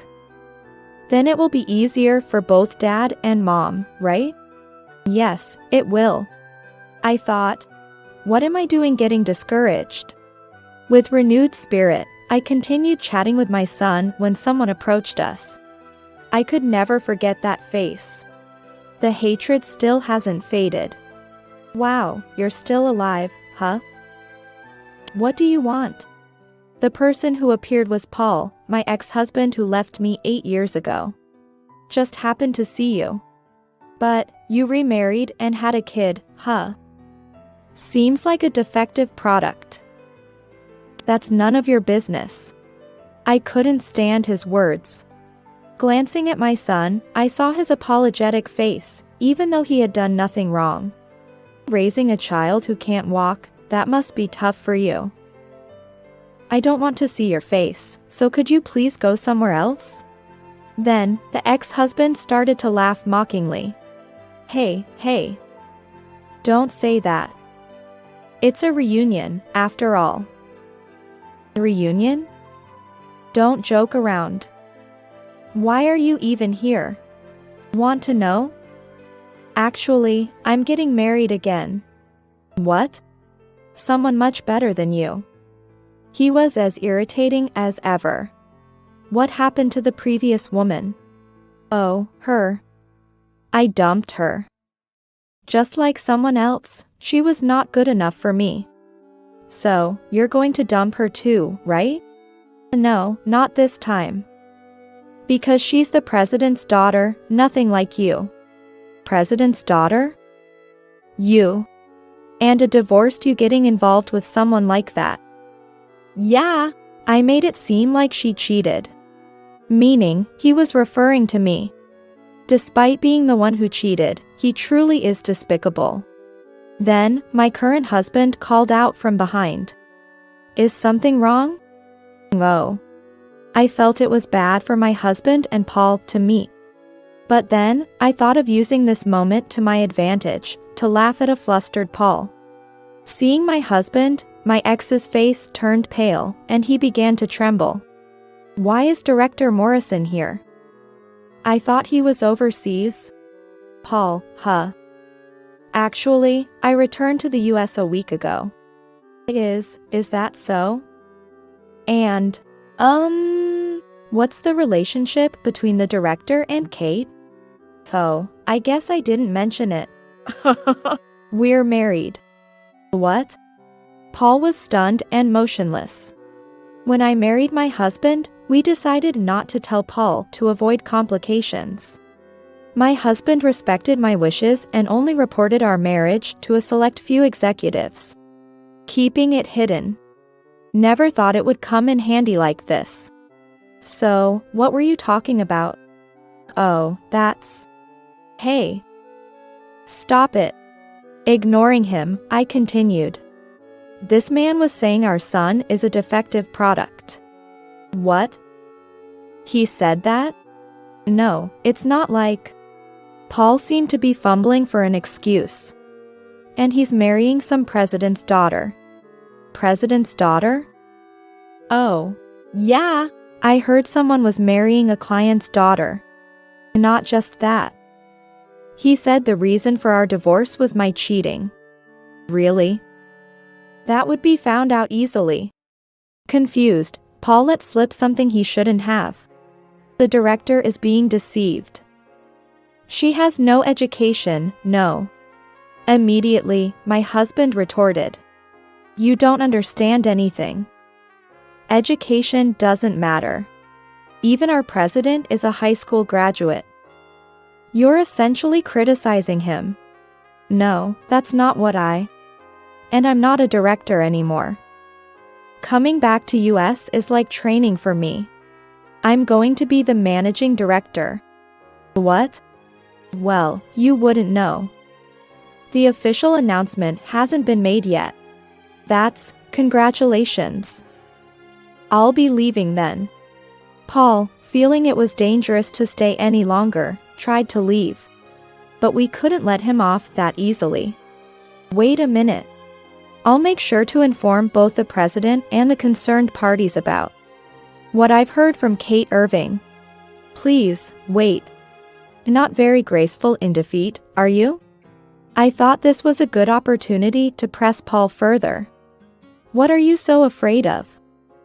Losing your current position? What do you know? I certainly don't know about your job. I'm not interested in it. But I do know this much. What's that? You're about to go through hell. I'm excellent. That won't happen. You're just fantasizing. He completely fails to understand the situation he's in. Every time he insults me, his standing with my husband, who is right beside me, just keeps dropping.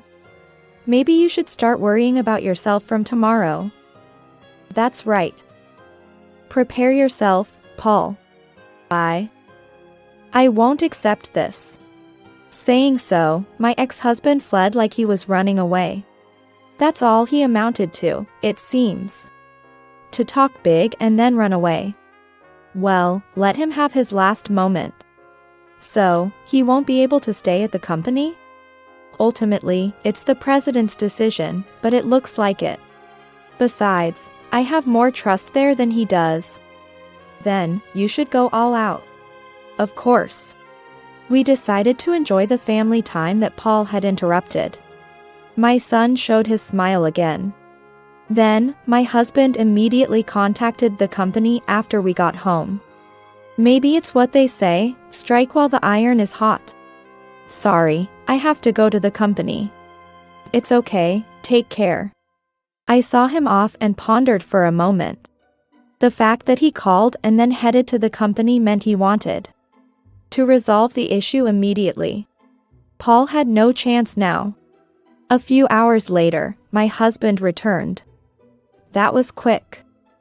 Yeah, the decision was made quickly. So, he's been fired.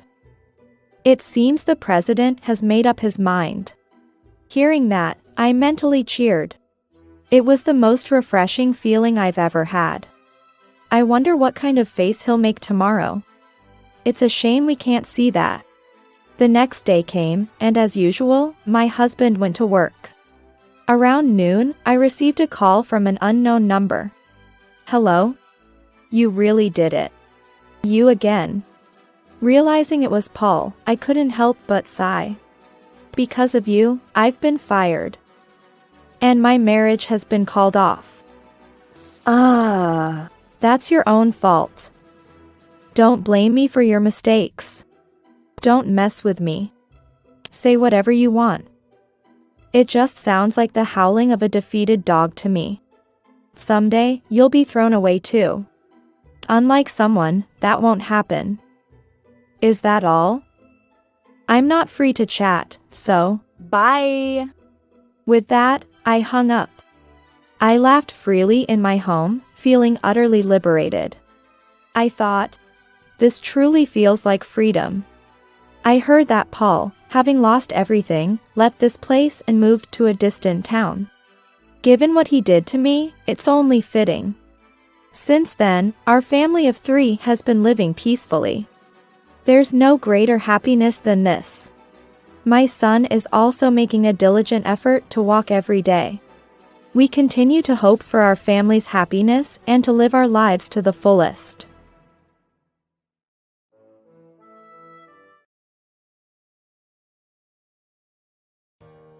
Dad, who is that?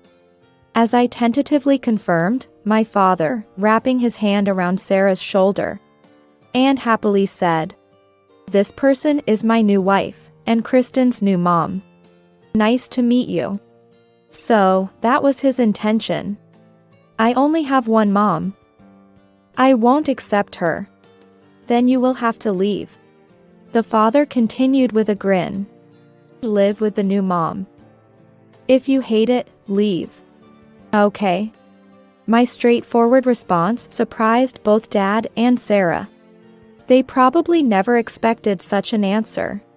Then, I'll prepare to leave. The rest is up to you two. Saying this to my stunned father and Sarah, I returned to my room to pack. Well then, thank you for everything. Oh, from now on, we are strangers. I won't know anything that happens to you. A month later, I received a call from my father. Kristen, help me. I don't have a father, remember? My name is Kristen. A 15-year-old junior high school senior year student. Born as the only daughter to my parents, I have always been cherished and loved. I thought there couldn't be a happier child than me. However, it seems that was not the case. I came to realize this clearly in my 6th year of elementary school. Are you Kristen? One day, as I was leaving school, a flashy woman was waiting at the gate and called out to me. I couldn't respond right away. There are 5 words I learned from my teacher right after entering elementary school. Don't go, don't ride, shout, run away immediately, inform. These words were taught as the first thing to remember in order to protect oneself. I memorized them right after learning them. Oh, did I scare you? It's okay, I'm a friend of Kristen's dad. The woman, with her flashy blonde hair styled in a voluminous way, wearing large sunglasses and flashy clothes, said this with a smirk. But by that time, I already knew. Adults who say they are okay, are often not okay. I've seen it in dramas, where kidnappers say that to kidnap children. I know you are Kristen. Look. The woman rummaged through her flamboyantly decorated bag, pulling out an equally decorated smartphone. Her nails, holding the smartphone, were so long I wondered how she could live with them, and they were heavily decorated. Look. She showed me a photo of myself on her smartphone. It was a picture taken with my parents at a church during my first communion. The same photo as my kid's mobile phone wallpaper. Why does this woman have it? Surprised, I became even more unable to respond. Wondering why I have this? It's not strange at all. Your dad gave it to me. Sarah, with a delighted laugh, tucked her smartphone back into her bag. My name is Sarah. Sorry to bother you, but could you tell your mom to hurry up and give me your dad? After saying just that, the woman who introduced herself as Sarah quickly disappeared. I was already in 6th grade, vaguely understanding what she meant. However, I didn't know what to do in such a situation. Returning home dumbfounded, I decided to say nothing upon seeing my mother's face greeting me with a welcome back. Probably, I couldn't say anything, to be honest. Since then, I continued living as usual, at least on the surface. Because my father seemed as usual. Kind and family-oriented. Handsome with a tall and slender figure, as one would expect from a former actor hopeful. I've always been proud of my dad. Yet, there remained a lump in my heart. Small, hard, cold, and heavy. No matter what I did, I was always conscious of that lump. Without saying anything, I graduated from elementary school and became a middle school student. My parents, acting as if nothing had happened, attended the entrance ceremony as normal parents, and took photos in front of the middle school's main gate, as if promised. Me, wearing a school uniform with a white flower corsage on my chest. My parents, in suits, stood on both sides. To anyone looking, we were nothing but a normal, happy family. But maybe that wasn't the truth. Thank you. While I was lost in thought, my father's voice brought me back to reality. He thanked the person who took our photo, then came back and showed us the screen. Would he give this photo to that woman named Sarah too? What's wrong? No, nothing. My mother, seeing me looking strangely at the photo, asked with concern. I looked at her, then at my father, thinking. I absolutely couldn't let my mother know. Even if, indeed, my father had that kind of relationship with the woman named Sarah. It would be okay, as long as my mother didn't know. I couldn't say anything for that reason. To act as if I didn't know, as if it never happened. Besides, it might have been a lie. Maybe that woman named Sarah just had a crush on my cool dad. And said something mean like that. Maybe she just happened to get that photo and showed it to me as a prank or harassment. I hadn't discarded that possibility yet. No, rather, I hoped it was the case. Thus, keeping silent as time passed, I entered middle school, and soon after, my mother fell ill. The diagnosis revealed a serious illness. One that would end her life in the near future, as they said. That's a lie, right? My mother told me the truth herself. No, it's not a lie. Mom won't be able to stay with Kristen for much longer. My mother said this with a weak smile. And so, there's something I want to tell Kristen. Yeah, what is it? After I'm gone, Kristen might have a hard time. To ensure you can live on your own, I will do everything possible. My mother clearly said, so you can live on your own. That implies not together with father, not just the two of us. Maybe she knew. I thought so, but somehow, I couldn't ask. My mother, too, probably thinking I knew, chose not to mention it explicitly. That's how it seemed. When the time comes, there might be things you find unpleasant. But I want you to trust that everything Mom did was for you. Okay, I understand. I responded with just that. I love you, honey, remember that. My mother said this happily and hugged me tightly. After that, neither of us said anything more. And we lived as if nothing had happened, just the three of us, as before. The only difference was that, over time, my mother gradually grew weaker. She went in and out of the hospital until she couldn't return anymore. That was all. When my mother weakened, my father devoted himself to her. When she was hospitalized, he would visit right after work. When at home, he would come back early to cook and take care of the house. Dad will take care of the house, so Kristen, please stay by Mom's side. To anyone looking, a perfect husband and father. Yet, in his words and expressions, I felt something artificial. I made soup, how's the taste? Yes, it's very delicious. You're always a great cook, honey. I can't beat Mom's cooking. Get well soon and cook us some delicious meals again. Playing the roles of husband and wife as if reading from a script. I, too, beside them, pretended to be a daughter, directing a fake smile at them. I wonder why. Why could I tell it was an act? Probably, my mother could too. As my father continued the charade, my mother and I played along. It felt like that. Just spending the last days left to my mother peacefully, as if nothing was wrong. That's all we were doing, just passing the time in a family play. About 2 years later, when I was in the 3rd year of middle school, my mother passed away. The pain and sorrow of losing a parent are something only those who have experienced it can understand. At the funeral, my father perfectly played the role of a bereaved husband. He cried just like me, but those tears felt hollow. The attendees were crying too, but I was just watching my father's performance, thinking how impressive it was. After the wake and the funeral, I was left alone. The people who attended told me to hang in there with my father. But I had a promise with my mother. From now on, I had to strive on my own. As expected, my father hardly came home anymore. You are big enough to be okay, on your own. Sorry, I'm so busy with work. Saying that, my father left the house, and I spent most of my time alone.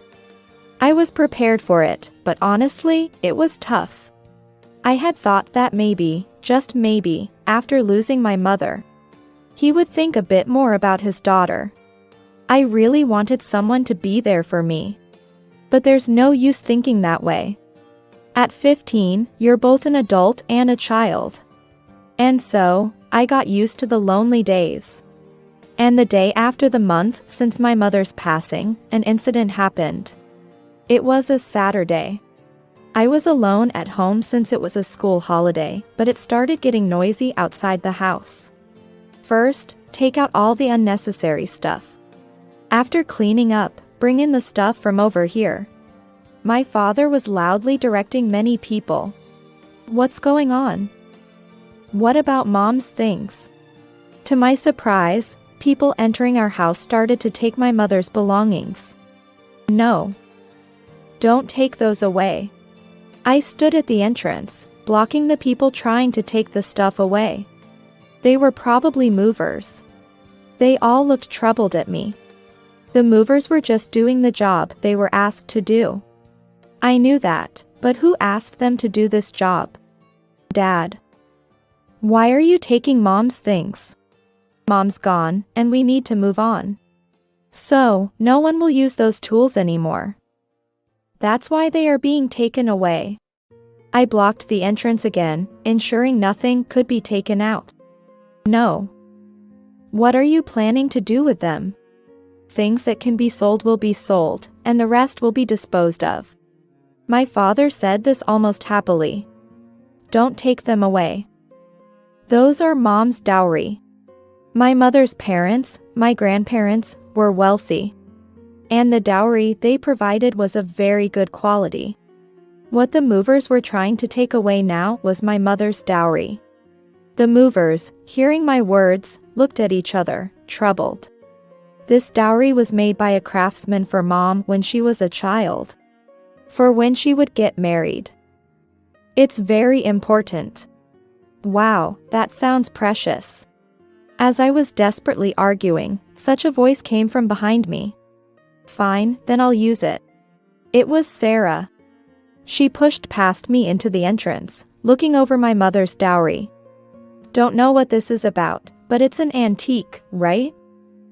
I'll use it, so put it back. Hey, put it back. Despite my pleading, they didn't stop, but when Sarah said so, my father had the movers return my mother's belongings. Dad, who is that? As I reluctantly confirmed, my father, wrapping his arm around Sarah's shoulder, happily said, This person is my new wife, meaning your new mom, Kristen. Nice to meet you. So that was his intention. I only have one mom. I won't accept such a person. Then you will have to leave. The father continued with a smirk. You are still a child. If you don't listen to Dad, how can you live on your own? This is mine and Mom's house. Kick that woman out. So mean, telling me to leave. Sarah pretended to cry as if she was deeply hurt. Apologize to Mom. Then we can live here together. Don't let that woman into our house. I absolutely refuse to live with her. Look what she's saying. What are we going to do, darling? Sarah leaned on my father, who looked all too pleased. Well, if you really hate it that much, you have to leave. Dad. My father said something unbelievable. Live with the new mom. If you hate it, leave. Okay. My straightforward response surprised both my father and Sarah. They probably never expected such an answer. Then, I'll prepare to leave. The rest is up to you two. Saying this to my stunned father and Sarah, I went back to my room to pack. Not much was left in my room that was important. I had moved most of my belongings to a certain place beforehand. My father never entered my room, so he seemed completely unaware. I quickly packed my school stuff and daily necessities. Well then, thank you for everything. Oh, from now on, we are strangers. I won't know anything that happens to you. Ignoring my father and Sarah, I stepped outside the house. The taxi I had called arrived promptly, so I got in and told the driver where to go. Goodbye, Dad. It turned out just like Mom said it would. I murmured softly from the back seat of the taxi.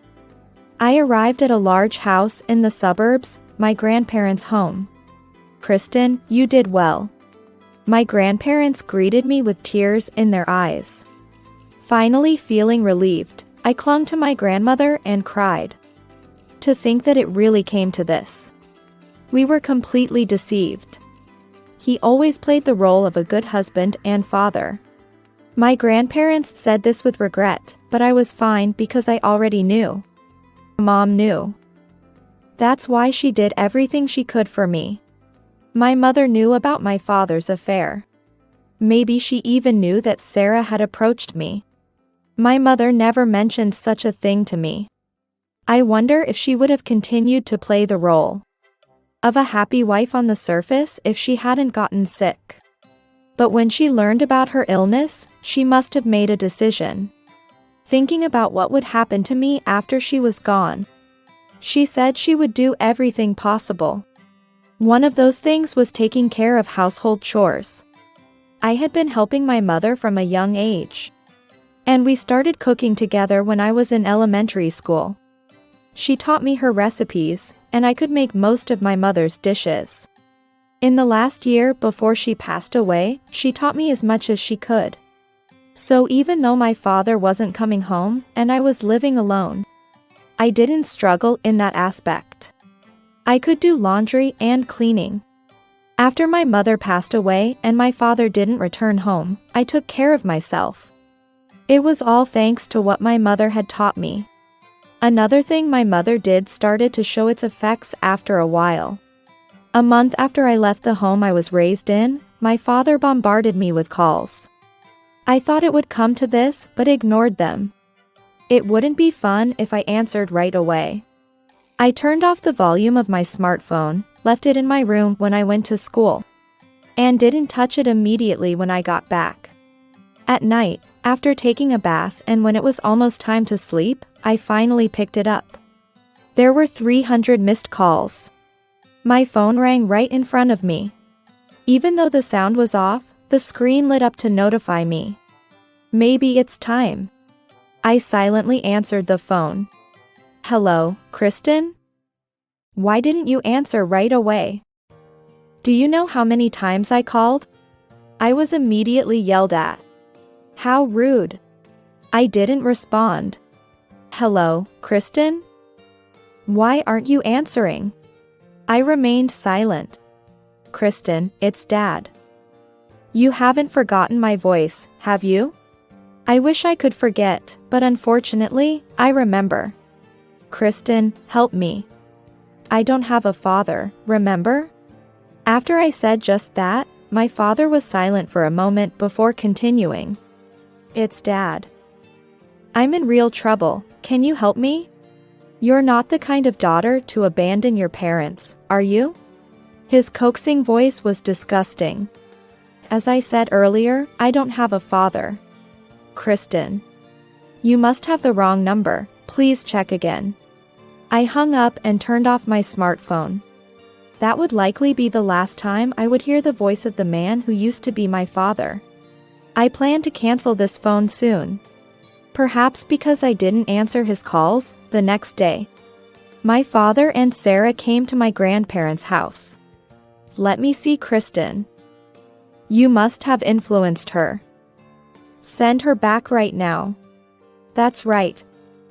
A young and beautiful mom came to pick you up. So come back and live with us. Kristen, I'll forgive you now. Hand over the house. Then you can come back. Father and Sarah were kicked out of the house. Because I was the owner of the house. Before passing away, my mother transferred the deed and various other assets to my name. The house was a gift from my grandparents when my mother got married. As soon as she learned about her illness, she took action. She transferred the deed of the house to me. Of course, she paid the inheritance tax. But she didn't tell my father. So, my father thought he had rights to the house as the husband. He believed he was entitled to my mother's estate and panicked when he realized otherwise. I asked a lawyer, who was acting as my guardian, to send a certified letter to my father demanding he vacate the property. That's when he learned the truth and desperately contacted me.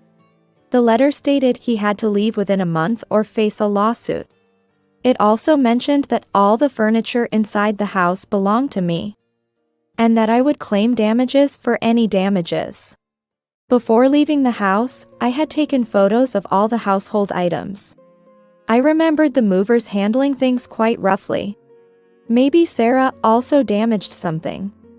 Those high-quality, one-of-a-kind pieces made by craftsmen would cost quite a bit to repair. Hopefully, they weren't damaged. About 10 days after my certified letter arrived, I received a certified mail from my father. It contained a will, supposedly written by my mother, stating all her assets were to be left to my father. The letter demanded that my grandparents immediately hand over all of my mother's estate according to the will. It accused my grandparents of deceiving their precious granddaughter and destroying the father-daughter relationship. It demanded I be returned immediately. In response, we sent a counter-certified mail. Unfortunately, that will is invalid because there is a more recent will. Wills are prioritized by the date they were made. And the will my father had was dated shortly after my mother learned of her illness. In contrast, another will was made the day before my mother passed away. My mother had prepared a will in advance and, when the time came, added the date and handed it to the lawyer. There couldn't be a newer will than that. In my mother's shaky handwriting, I could feel her determination not to leave anything to my father. Her will stated, all of her estate would be left to Kristen. Kristen would be adopted by her grandfather, and her father would not be given custody. The arrangements for this were entrusted to the lawyer acting as Kristen's guardian. Most of my mother's estate was already in my name. But this was her way of stating that not even the last penny should go to my father. A few days after sending the second certified mail, a lawyer hired by my father contacted us. He said my father wanted to meet with me. Your father thinks there has been some misunderstanding. He can't understand why you suddenly left home and treated him this way. What happened? My father had told the lawyer that I had silently gone to my grandparents' house, making it impossible to contact me. He said he had visited my grandparents' house, but was threatened with police involvement and was refused a meeting. He suggested that maybe I was being held against my will by my grandparents. He was terribly worried. His daughter, me, is still a minor. As her biological parent, he couldn't accept that I would agree to being adopted by my grandfather without his permission. Maybe my grandparents had misled me, and I believed them. She's my precious only daughter left by my wife. Please, I beg you, help me get my daughter back. The lawyer said it was hard to watch my father speak so tearfully. He looked genuinely distressed. Your father said that since losing your mother, you might be a bit confused. He too lost the love of his life and couldn't provide the support you needed. He thinks that might be the reason. Even when my mother was alive, I wondered why he always seemed so theatrical. Maybe because he once aspired to be an actor. I remembered something. On her deathbed, my mother asked my father to take care of me. And he agreed, holding her hand.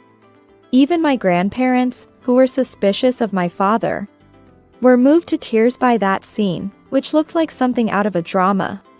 I watched coldly as my father held my mother's hand. I couldn't feel any warmth of love in that gesture. He's going to keep up the act till the end, isn't he?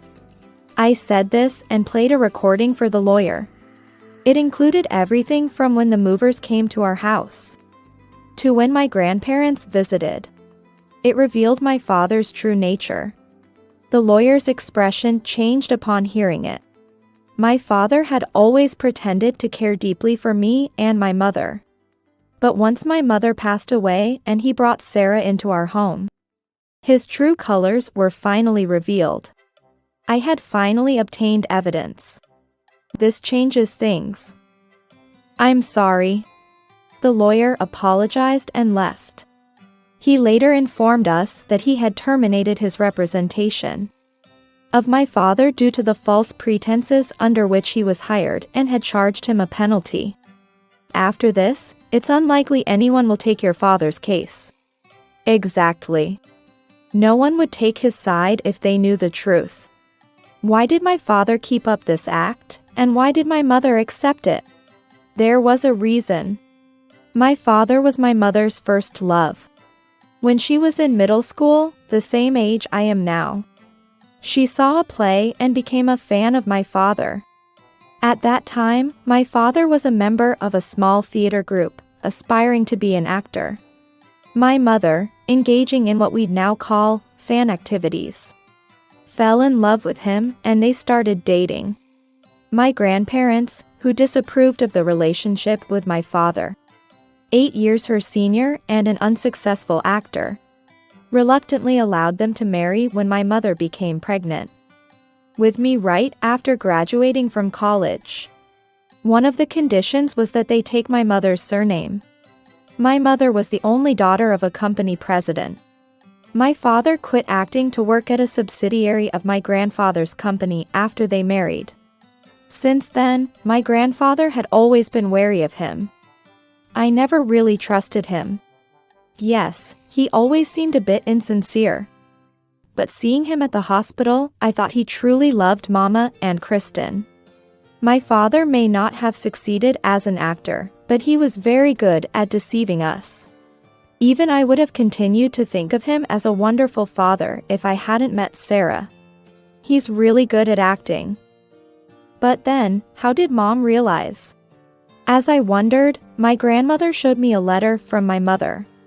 It was entrusted to the lawyer to be given to my grandparents after her death. From early in their marriage, my mother began to feel distrustful of my father. Despite previously adoring him, she started to feel as if his behavior was deceitful after I was conceived. Perhaps it was maternal intuition.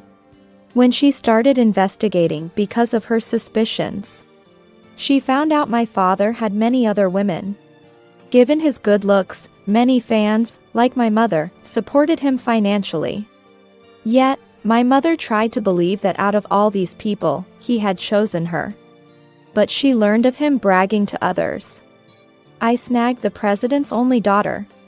I'm set for life now. I don't really love her, but she's wealthy, so I'll take good care of her.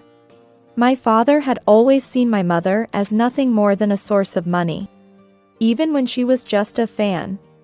Learning this shocked her, but she hoped that having a child would bring happiness to their family. As she wrote in the letter, after my birth, my father appeared to be a very good father on the surface. Everyone was deceived, but my mother carried both the desire to believe and the inability to trust him, regularly investigating his surroundings. Then came Sarah's entrance. Sarah was a worker at a nightclub my father frequented. She became my father's mistress, believing he was the son and heir to a major company president. However, the truth was that my father was not the son of my grandfather, but his son-in-law. She came to me without knowing this, thinking if she could just get my mother out of the way, she could take her place. My father and Sarah eventually gave up and left that house. Even with the affair brought to light, my mother, who could have sued, was no longer there. They had nothing more to lose or pay. They seemed to be brazening it out, thinking that way. But I could sue them. I made sure they knew that. That day, Sarah came to see me at school. The act of a mistress maliciously interfering with custody. In simple terms, it means a mistress attempting to separate a child from their parent can be sued for damages. That day, Sarah threatened me to make my mother aware of her existence and pressured her to leave. I informed her that I would sue her for that action. Sarah denied doing such a thing, but a private investigator who had been looking into Sarah happened to catch that moment and recorded it as evidence.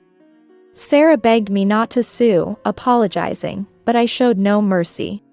As a result of the lawsuit, Sarah's actions became widely known, and she was no longer able to work at the bar. Some people caused trouble, but apparently, the clientele dwindled significantly once they learned she had done such a thing to a child. The bar where my father met her was quite upscale. Such establishments value their reputation above all else, and can't afford to employ someone like Sarah. The bar fired Sarah.